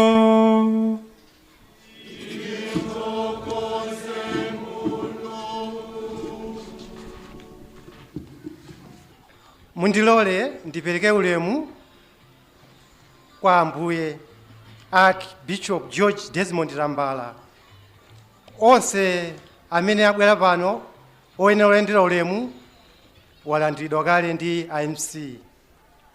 Ine m'malo mwa akhristu onse akuno ku Maria Mthandizi wa Khristu, komanso m'malo mwa ine mwini, ndifuna ndikulandireni Ambuye, komanso kukuthokozani chifukwa chakupeza mpata kubwera kuno kwathu ku Maria Mthandizi kudzatsakulira parishi yathu yatsopano. Ambuye tikuti zikomo kwambiri mwatilemekeza. Ife parishi imene mwatipatsa kuno ku Maria Mthandizi tayilandira ndi manja awiri ndi chimwemwe, ndipo tilibe nkhawa zonse tiyendetsa mene mwatilangizira Ambuye. Monga mene mwamvera kuti parishi yathu ino yazungulidwa ndi multistation 7, multistation yathuwa imene ili banja loyera kuchokera kwa Mtsiriza ili ndi akhristu 3,265. Kuno ku Maria Mthandizi tili ndi akhristu 1,820. Ku St. Gabriel kumene kuli kwa Kasiya Fumbi tili ndi akhristu 628. St. Catherine church imene yangochoka kuno ku Maria Mthandizi imene poseyedwa apa kudzera kwa abambofumu athu atsopano, tidzakupemphani Ambuye kuti mukayidalitse. Kumeneko tili ndi akhristu okwana 583. Tilinso ndi church kwa Chilota St. Andrea imene akhristu ake ndi 452. Komanso kwa Makalani tili ndi church St. Agnes imene akhristu ake ndi 447. Yomalizira ili kwa Nsanje Philomena Church imene akhristu ake ndi 195. tonse amene tizikumana pano akhristu tikukwana 7,390 komanso tili ndi akatikumeni amene akukwana 179 komanso ana atitonse padakali pano tili nawo 728.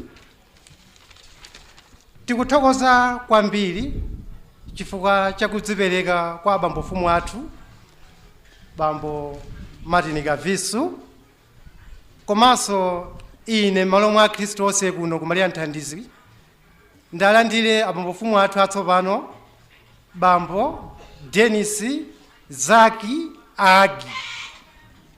Tikulandirana abambo kuno ku Maria Mthandizi. Abale athu aku St. Kizito amenenso ndinu kholo lathu, ubale wathu umene tili nawo upitirire, ndipo ife tikavutika ngati ananu tizibwera kudzakupemphani. Komanso inu mukafuna china chake kwa ife bwerani tidzathandizana, tonse tiyendere limodzi. Ambuye zikomo kwambiri, ndithokoze onse ansembe, alendo onse oyitanidwa ndi nonse amene munabwera kumwambo uno mwatilemekeza. Ambuye azikudalitsani, zikomo kwambiri.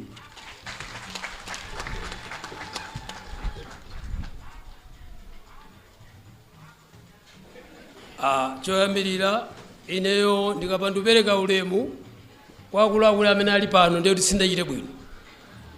Choyambirira ndithokoze kwa bambo mfumu Tambala pa chimene adachipereka kuno kwathu kuntandire. Komanso ndithokoze bambo mfumu Dennis amene lero mwakhala wamkulu kuno kwathu kuparishi athu ino kuno kuntandire. Takulandira ndi manja awiri, zikomo kwambiri. Komanso ndisewale kupereka ulemu kwa mapotera amene takhala nawo kuno kwathu chiyambi chomanga chali chimeneyi, amene tagwira nawo ntchito hand to hand. Ndithokoze kwambiri, kuti zikomo kwambiri. Komanso ndithokoze onse amene mwabwera akuluakulu, mafumu nonse, mafaza tufumu nonse, zikomo kwambiri. Ine choyambirira ndifuna ndithokoze kwambiri mfumu Tambala pa zimene mudakonza kuti kuno kukhale parishi athu. Chimene chiyambi cha pano kuchokera 206 malo ano kuti apezeke, inenso ndi amene ndapereka ndi mtima wonse kuti tchalichi ya Katolika ikhale kuno kuntandire. Chifukwa chiwerengero changa kuchokera kumbuyo konse kumene tachokera tchalichi kuno kuya Katolika kunalibe. Anthu amenewa amapita kutsidya kwa Mtsiriza kumene amapemphera. Ine mchiwerengero ndikamawerengera mipingo munomu, ndikamawerengera idabwe ngati 13 mipingo imene kawerenga nthawi imeneyo, umene unkatsalira fo kuti alibe nyumba yake kuno. Koma 206 atandiuza akuluakulu tchalichi chimeneyi kuti ati mafuna tipeze malo, tifuna timange tchalichi, ndidawombera manja kuti azikomo kwambiri. Ndiye tchalichi chimeneyi idamangidwa kuchokera 206 kufika 207. Lero mudzakhazikitsa likulu pano, ndithokoze. Ineyo bambo mfumu mpingo wa Katolika nawukonda kwambiri kuno kwathu, ndipo nthawi zina zake ineyo ndidapemphedwa chinthu china chachikulu choti inuyo akatolika akaofereki mmakhala m'manda yanu. Chimenechi ndachitenga kuti chinthu cha mtengo wapatali kuti mukhale ndi manda yanu, ndipo malo amenewa ndapereka bambotera ndi mboni. Chifukwa bambotera mpaka atafika pa nyumba pangu dzathokoza kuti wagwira ntchito zikomo kwambiri. Kusonyera chinthu chimenechi nachikonda, mpingo umene nawukonda ndi manja awiri ndi mtima wanga wonse, ngakhaleyo ndimukonda ndi mtima wanga wonse. Chifukwa kudera kwakhala anthu opemphera kumakhala zambiri zimene sizitha kuchitika zoyipa, fo anthu amakhala odalirika kuti ndi akhristu. Ndiye ndapatsa malo amenewa, malo ndidapereka penapaka adamanga tchalichi kangotuluka apa pali tchalichi chachikulu apa pakhomo pomweyo tikangotuluka pakhomo pamona chiwere chali chaikulu pali chinanso adachita ngati chigolosale ngati chimsika kuti nchimsika malo amene apereka mpaka kufika kumusi kuti pakhale manda ya Khristu. Koma zimene zidachitika sindikudziwa zidachitika bwanji. Zidaloyera chimidzi, zidaloyera zamudzi, nikaloyetsa ndale zamudzi zidawonongeka. Malo moti agwiritse ntchito adaloyetsamo ndale. Kutitengera ife mafumu zachimudzimudzi. Ndiye ndaona kuti aya siziyenda. Ndiye kuti malo amenewa anthu asagwiritsa ntchito. Pano pa malowo adawonongeka. Mambo fumu ndi mboni, pambotera ndi mboni. Kuti zimene zidachitika kuno kuntandire. Munthu wamkulu amene mamlemekeza kwambiri, chifukwa ntchito imene adagwira kuno kuntandire yoyanjanitsa anthu, ni ntchito yaikulu kwambiri. Yoyanjanitsa wina aliyense. Nnamva mawu ena pano amene ine andigwira mtima. Kuti pakakhala pamalo mukamabweretsa zalikumbakumba kuti iwe ndiwe mtundu wanji zina siziyenda. Ndiye pano ananena Fumu Tambala unena kuti iya sikufuna pano pabwere zimenezo. Kuti wina abweretse kuti udachokera kuti. Udachokera tizichita zokumbana mitundu pano. Ayi, ndiye kuti mpingo suyenda bwino. Ngakhale mudzi suyenda so bwino. Tikamakumbana mitundu kuti ayi ine ndinobwera, ine ndine nzika, kulibe nzika dziko lino aliyense ngobwera adachokera kuti kwa Mulungu. Ndakenda ndi dziko lapansi pano. Tosefe takhala pano ndifopita kwa mwini wake. Palibe mwini wake okhalira, wembewu ndani. Palibe mwini wake. Ndiye timakumbana mitundu bwanji. Kuti ayi inu ndinobwera, ife ndife nzika pano, kulibe nzika, kulibe obwera. Tosefe ndife cholengedwa cha Mulungu. Ndiye ndipempheranso pano pa mpingo pano, ndisamve kuti pano pochitika so zina za zitopotopo. Zichalankhula zichakuluakuluwa, kuti ayi pazikhalulimbirana maudindo musachite zimenezo. Musalimbirana maudindo pano. Kuti wina ane kuti ayi koma mkulu ndine, ndiye kuti mpingo suyenda. Akuluakulu nkupempheni akuluakulu amutandire. Akuluakulu mpingo umenewu pabwera munthu wamkulu. Munthu wamkulu amene timulemekeze. Fumu Dennis timulemekeze pano. Tamulandira m'manja awiri. Fumu ndiye m'bale wanga pano. Ine ndakulandira m'manja awiri fumu. Kuti tigwire ntchito pano. Koma sindikufuna kuti pano ndimvepo zolakwika pano iya. Kuti akubwera kwa mfumu aja zisuchitika zina zake ndidondaula. Koma kuti pano pakhale chikondi. Yanjanitsanini akhristuwa akondane. Asapatukane. Pakhale chikondi. Ino akhristu pano mwabweretsapo munthu wamkulu. Ndisamve mani mkuja miseche pano. Fa pali mipingo ina mudzi muno mipingo ina ilimo yambiri. Koma muli zitopotopo zambiri mipingo. Akankhalapo munthu wamkulu kwankhala 2 years amene achoke pano. Amene sakufunika. Pano sinufunaso. Ndisamve zimenezo. Kuti simumufuna munthu uyu wabwera chifukwa mpempha tokha. Atipatsira. Watipatsani Mulungu pano. Mnakamtenga kuti inu. Mulungu kokamtenga amene. Watipatsatu Mulungu pano. Ndamotipatsa munthu amene. Si wanu ayi. Ndasakhale pano ni zolozaloza zambiri pano ayi. Ine samve kunjaku pano pakhale mtendere. Mukhale mmene mapemphera nthawi zonse. Munali kubudu ufuna pempha parishi pano. Parishi mwaipeza. Ndiye pasakhale zina mawa ni mkuja zochita matopotopo sindufuna. Inenso ngati mafumu ozungulira dera lino, mafumu tonse tufuna chimene chiyende bwino. Mophatikiza mondago kwathu anjewa. Timafuna bata ni mtendere, mudzi umafunika bata ni mtendere. Mchalichi pane paliponse. Pamene pakhala gulu, pamafunika bata ni mtendere. Mukambulozana pamenepo sipakhala bata. Pamakhala mavuto. Ndisamve zimenezo. Ine ndi amene akuthokozeni mazifumu nonse zomwe kwambiri. Dennis ndakulandira manja awiri zomwe kwambiri.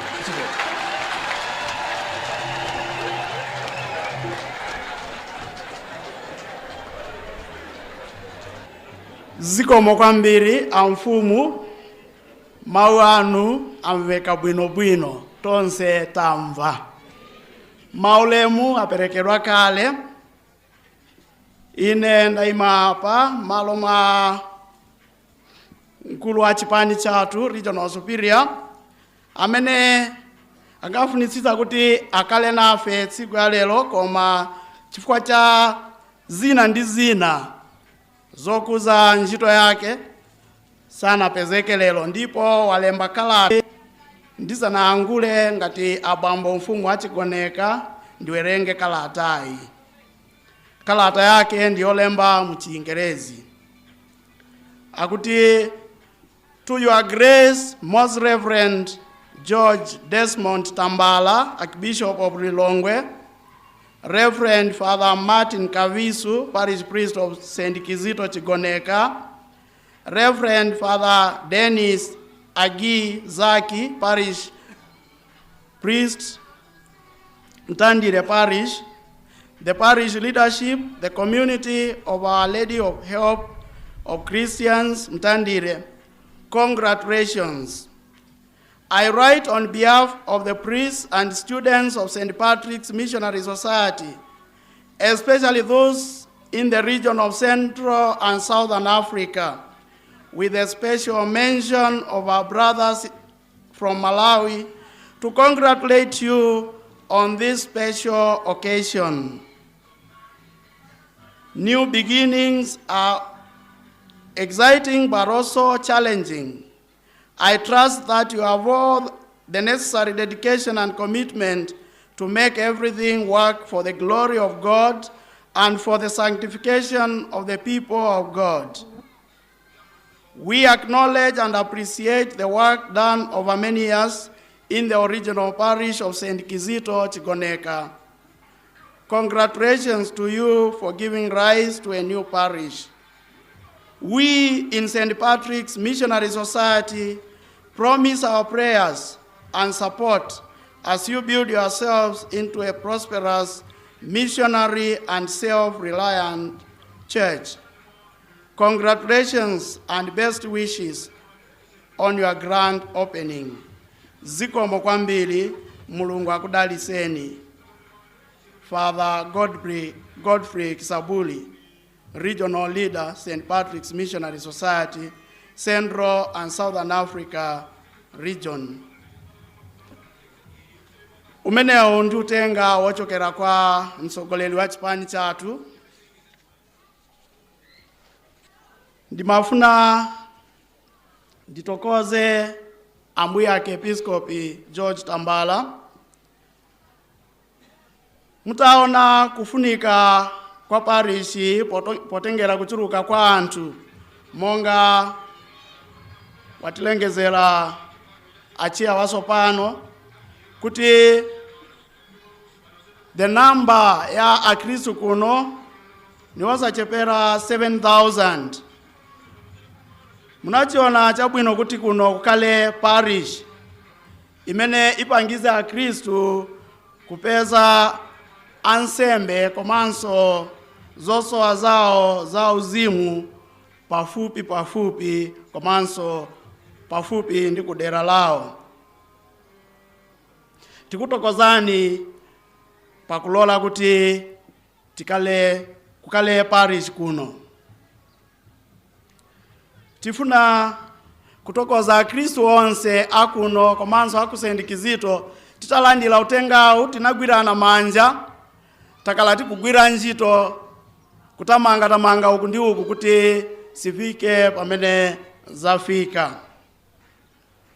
Ambuye Episkopi ananena kale kuti sindiye kuti tafika pano ni pachiyambi, kukala kutamanga zedi.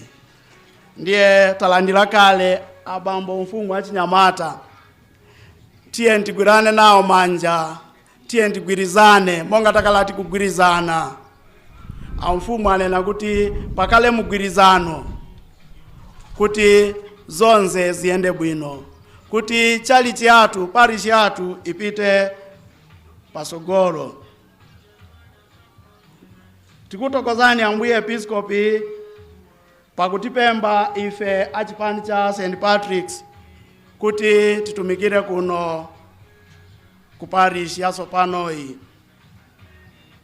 Malo mwa ansembe onse achipani cha St. Patrick's amene akugwira ntchito kuno ku Malawi, tikulonjeza kutumikira mozipereka komanso mwatoto moyo. Tikupemba ndi kulonjeza kutumikira mwaubale pakati pa Khristu ndi ansembe ansathu muno mu Lilongwe Archdiocese. Kwa bambo mfumu wasopano Father Dennis, tikufunirani mafuno abwino. tizithandizana kuti ntchito imene mwayivomerayi iyende.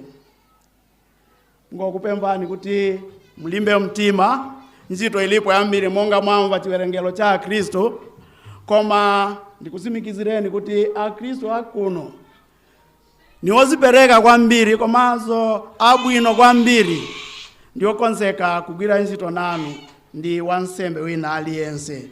Choncho musaope. Kwa parish yathu yakale St. Kizito tabereka mwana monga takalati kukonzekera siku limeneli. Ndiye kolo sata ya mwana sichonjo tinagwirizana kale, ndiye mwanayo timsamale makamaka pali chitukuko chimene chili pakati pathu chomanga nyumba ya yokala wansembe. Tayamba kale, tiye ndipitirize, tisafoke, tisabwerere kumbuyo. Kwa mwana wobadwa sopano tikufunirani zabwino parish ya Maria mtandizi wa Kristu. Tizigwirizana kuti tipitirize kutumikira Mulungu, kuti tipitirize moyo watu ngati ya Kristu. Ndipembe kuti ubale umene wakalapo pakati pa outstation upitirile pakati pa maparish awiliwa. Monga achiyana nena kuti ife ndife okonseka kuno mukabwera, komanso kuja kusendikizidwa nanunso chimozimozi pakale ubale umene wakala ngati ma outstation sopano upitirile kumaparish. Pomaliza ndifuna kutokoza onse amene atenga nawo mbali kuti zonse zifike hapa. Mundilole kuti nditokoze mwapadera makamaka amene akala kutitandiza ndi ntchito zomangamanga ndi komiti yonse imene yayendesa kupanga za mwambo uyende monga wayendera. Zikomo kwambiri, Mulungu asikudalisani nonse. Kwa Ambuye Episkopi musatope kutiyendera. Tikuziwa kuti parishi yabadwa chifukwa cha kutiyendera kukala ndi chidwi kuziwa kuti zikuyenda bwanji kuno kwathu. Tikupemphani kuti musatope ngakale makala ndi programu ya bisi, koma muzitiyendera pafupi kutilimbitsa komanso kuona momwe zikuyendera. Zikomo kwambiri, Mulungu akudalitseni nonse.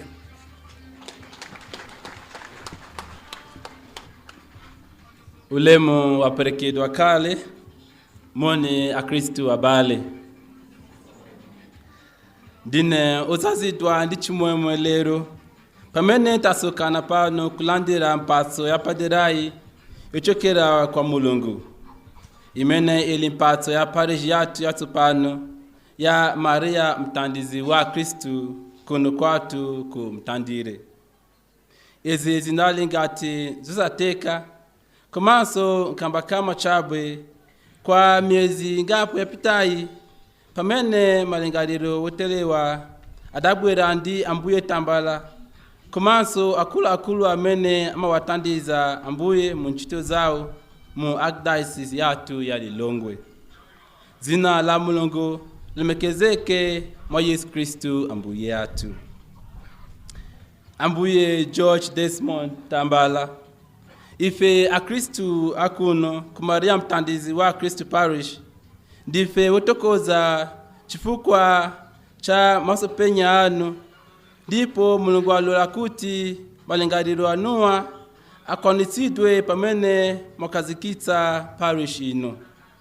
Ife Akristu akuno ku parish yatsopanoyi tikuti zikomo Ambuye.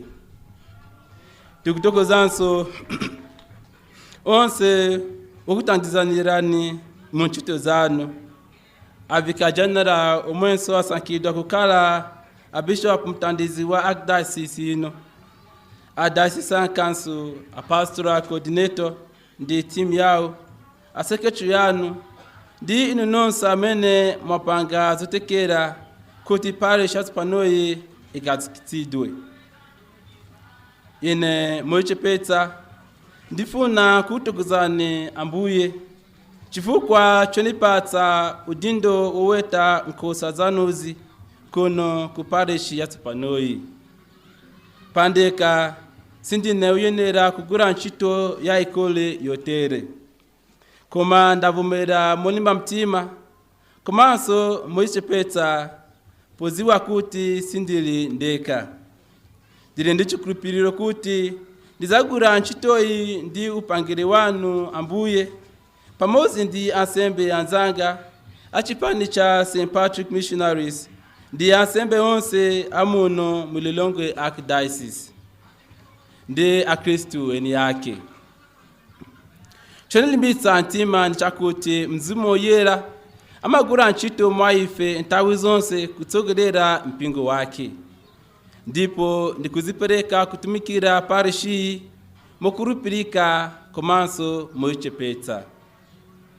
Kwa inu Akristu anzanga, pamene tikukondwerera kukhazikitsidwa kwa parish yathuyi, tizindikire kuti ndi mphatso imene imabwera ndi udindo wa ukulu.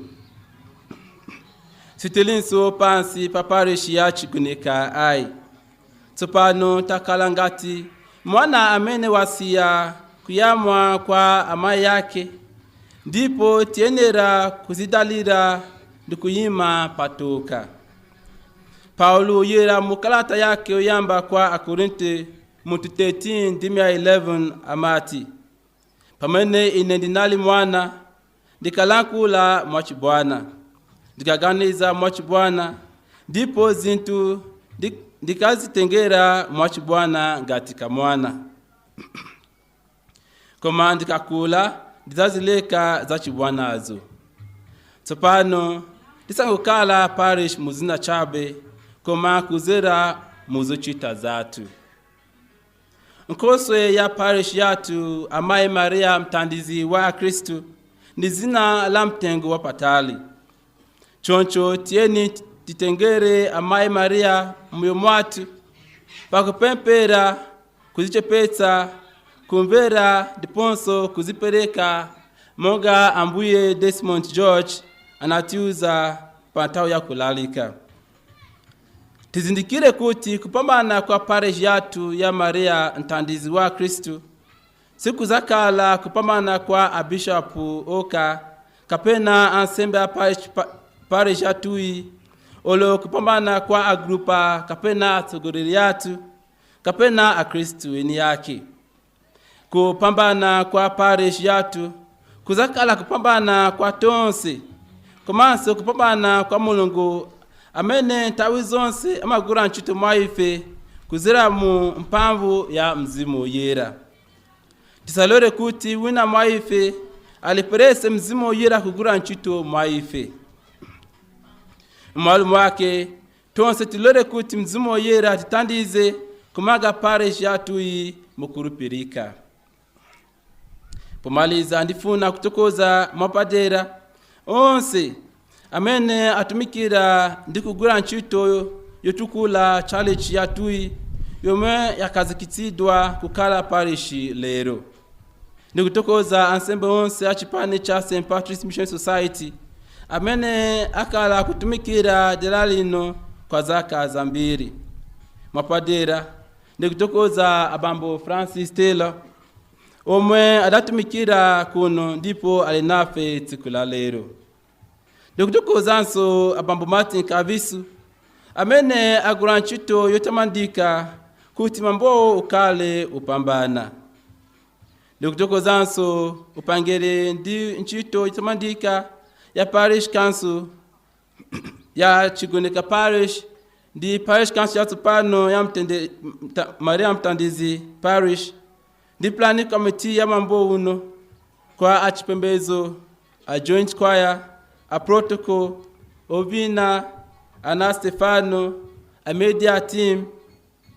Inu nonse amene mwayitandiza mu njira zosiyana kuti mwambo wathu wa lero uyende bwino. Tikuti zikomo kwambiri.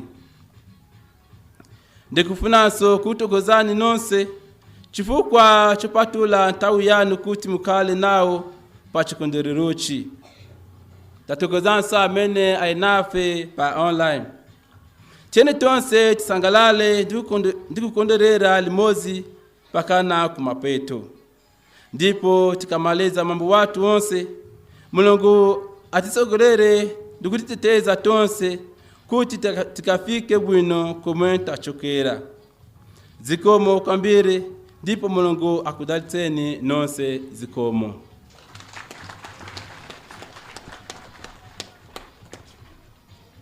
Mawu othokoza ndi mawu okulimbikitsani ngati parishi yatsopano. Oyambirira kuthokozedwa ndi Mulungu mwini wake parishi ino. Watipatsa mpata umenewu oti tilandire parishi yatsopano. Tinthokoze kwambiri. Nimafunanso ndithokoze chipani cha St. Patrick's Society. Ansembe a chipani chimenechi tinawo pompano akhala kutitumikira kwa kanthawi mzaka zambiri kudzera mparishi ya Chigoneka komanso parishi ya Mtengo wa Nthenga. Sindinadabwe kuona moral ya anthu ndi Bambo Taylor. Abambo Taylor zinayenera kutero zimene zachitikazi. Ndipo zikanakhala sizinachitike, ine ndikanakhumudwa kwa basi. Chifukwa Father Taylor tikamawaona kwa ife ansembe amatipatsa chikhulupiriro kuti zona titha kutumikira modzipereka moyo wathu wonse mpaka na kufika msinkhu wawo. Ndiye tiwayimbirenso m'manja kawiri Bambo Taylor. Ndikudziwa kuti iwo asamafuna kuyamikiridwa, koma muyamule ndithu mtanda umeneyo tikuyamikirana lero. Koma ndi chipani chonse ndimafuna kuti ndikuthokozeni. Chifukwa chani? Ena anandifunsa kuti chifukwa chani parishi munapemphanso kuti apitirize a St. Patrick's Society. Choyambirira nchakuti dera lino akhala kutitumikira zaka zambiri, akutidziwa ifenso tikwadziwa. Ndiye ubale umene wakhalapo pakati pa chipani cha St. Patrick's Society ndi akhristu ndi ubale umene uyenera kupitirira. Ndiye parishi ngati yatsopano poti mukuidziwa kale, ine ndinaona kuti nakupemphani atabwera akuluakulu anu kuti bwanji mutithandizenso kuyendetsa parishi imeneyi yatsopano.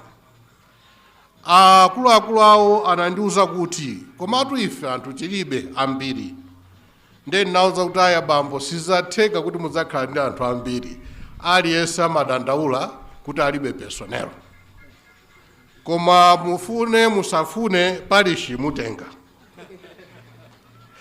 Ndiye anati tikaona ku msonkhano, ndiye ndikuthokoza kuti ngakhale muli ndi mavuto akuchepa kwa nambala yanu munavomera kuti mutithandize. Ndikudziwa kuti zabwino zimene mwakhala mukuchita pakati pathu pamodzi ndi akhristu mupitiriza. Ndiye ndikuthokozeni kwambiri. Bambo agi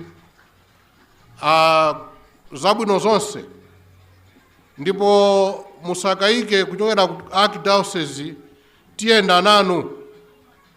Ngati parishi yatsopano pamakhala zambiri zosowa upangiri, ife tili rede ndipo tizibwera kawirikawiri.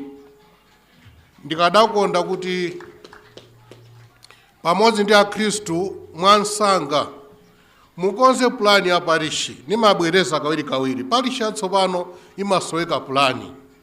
Koma pa plani imeneyi chonde tiyendere limodzi. Chonde parishi imatsekulidwa tonse tili pamodzi, tiyeninso tiyendere limodzi. Ndiye ndikudziwa kuti zimenezi ndithu zichitika kuti tione ulendo wathu wa parishi kuti zikhala bwanji. Ndiye ndathokoza chipani cha St. Patrick's Society komanso akhristu a Chigoneka parishi. Ndikuthokozeni. Ndikati Chigoneka parishi ndinana Chigoneka parishi yakale yonse. Pakali pano Chigonika yatsala mbali imodzi chifukwa pali ndi parishi ina yatsopano. Kwa Chigonika parishi mmene munalili poyamba nonse ndikuthokozeni munagwirana manja kuti parishi itheke. Umodzi wanu ndiwo waoneka poyera. Mupitirize kugwirizana pamene mungagwirizane. Kwa ino amene mwayima panokha ngati parishi yatsopano, valani zilimbe chifukwa monga amene anenera bambo mfumu athu atsopano, si bwino nthawi zina munthu kakha kuti wayima pawekha kumakhalanso odalira wina iyayi. Mukhale ndithu muonetse kuti zona inuyo munayenera kulandira parishi. Nthawi zina anthu amafulumira kupempha parishi koma sanakonzeke. Ndiye zina zimavuta kuti watsekula parishi nkumachitanso regret kuti chifukwa chani natsekulira parishi. Koma muonetse khama akamakuthandizana anthu ena achite kubwera kudzathandiza zimene mukuchita. Mugwire ntchito mwamphamvu. Ndimanena kuti sitifuna Khristu amanja alende. Timanena zimenezo. Gwirani ntchito. Ndiye ndipereka ntchito imodzi yoti mugwire ngati ya nsanga. Ntchito imeneyi ndiyipereka chifukwa choti pali chinthu chimodzi chimene chimayenera kukhalapo kuti parishi ikhalepo koma ndinachitotsa chifukwa cha chisoni. Koma ndikanakhala kuti ndatsata malamulo a mpingo, parishi sikanatsekulidwa. Koma ndinamva chisoni kuti mwina tiyaganizire anthu tisalimbikitse kwambiri chinthu chimenechi. Ndiye nyumba ya nsembe. Ndiye nyumbayi ndifuna kuti tipatsane ntchito ikamazafika Easter week nyumba ikhale itatha.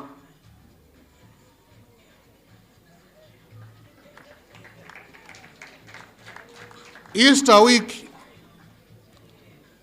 pomati Easter Monday, wiki imeneyo ndifuna ndidzadalitse nyumba ya nsembe. Ngati nyumba isidzatha nthawi imeneyo, ndizapanga zina zake koma sininena. Ndili serious itu? Okay. Hayi chabwino. Easter Monday, wiki imeneyo ndidzatsekula chalichi pano. No chalichi, nyumba ya nsembe, ndidzadalitsa. Yatha yonse, osakhala opanda denga iya. Yonse. Ndeti ni miezi ingati?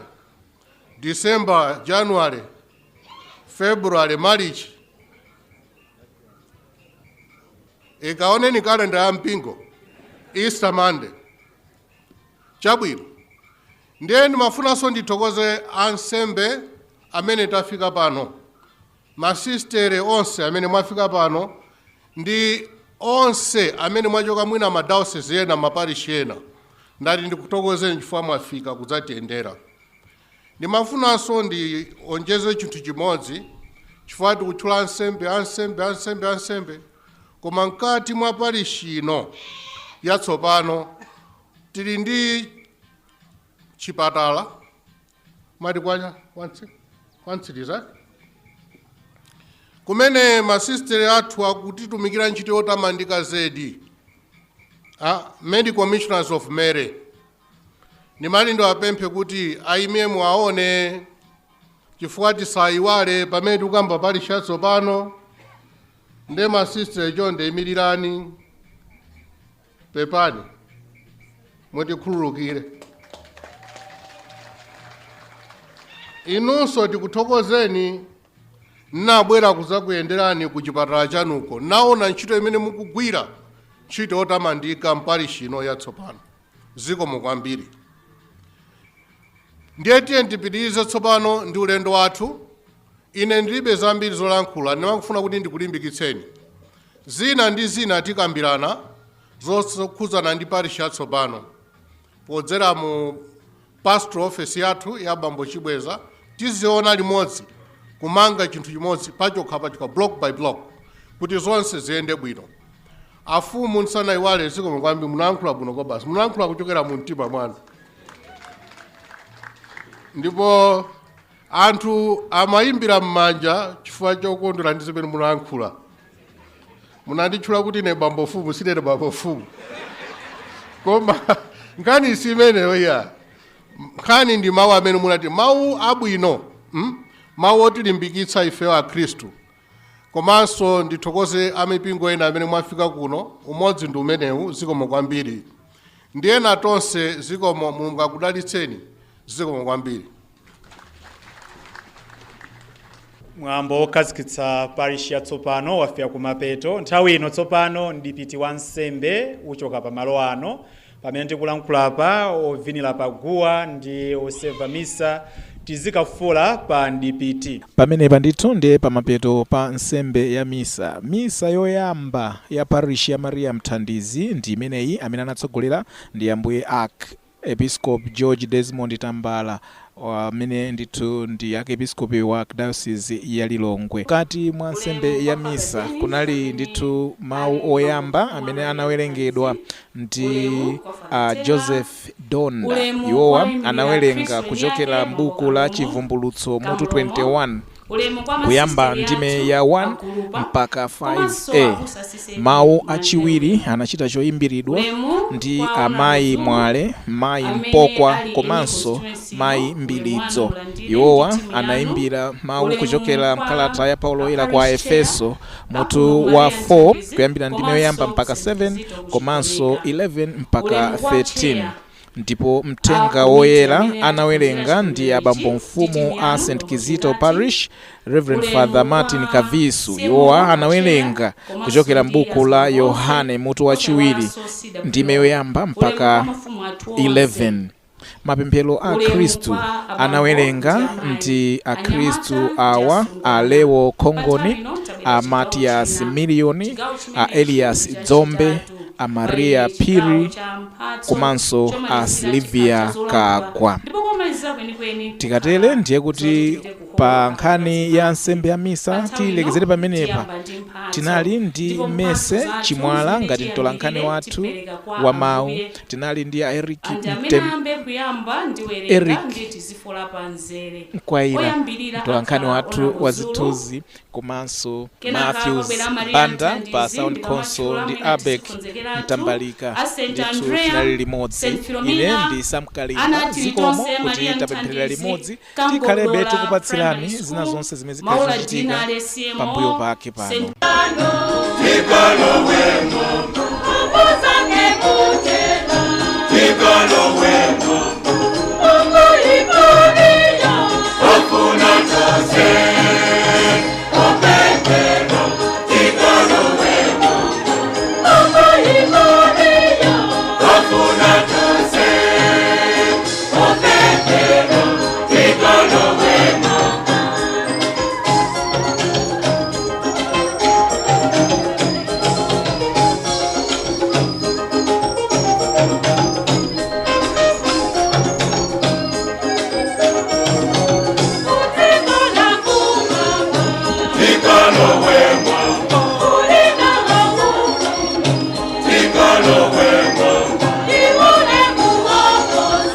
Tikalo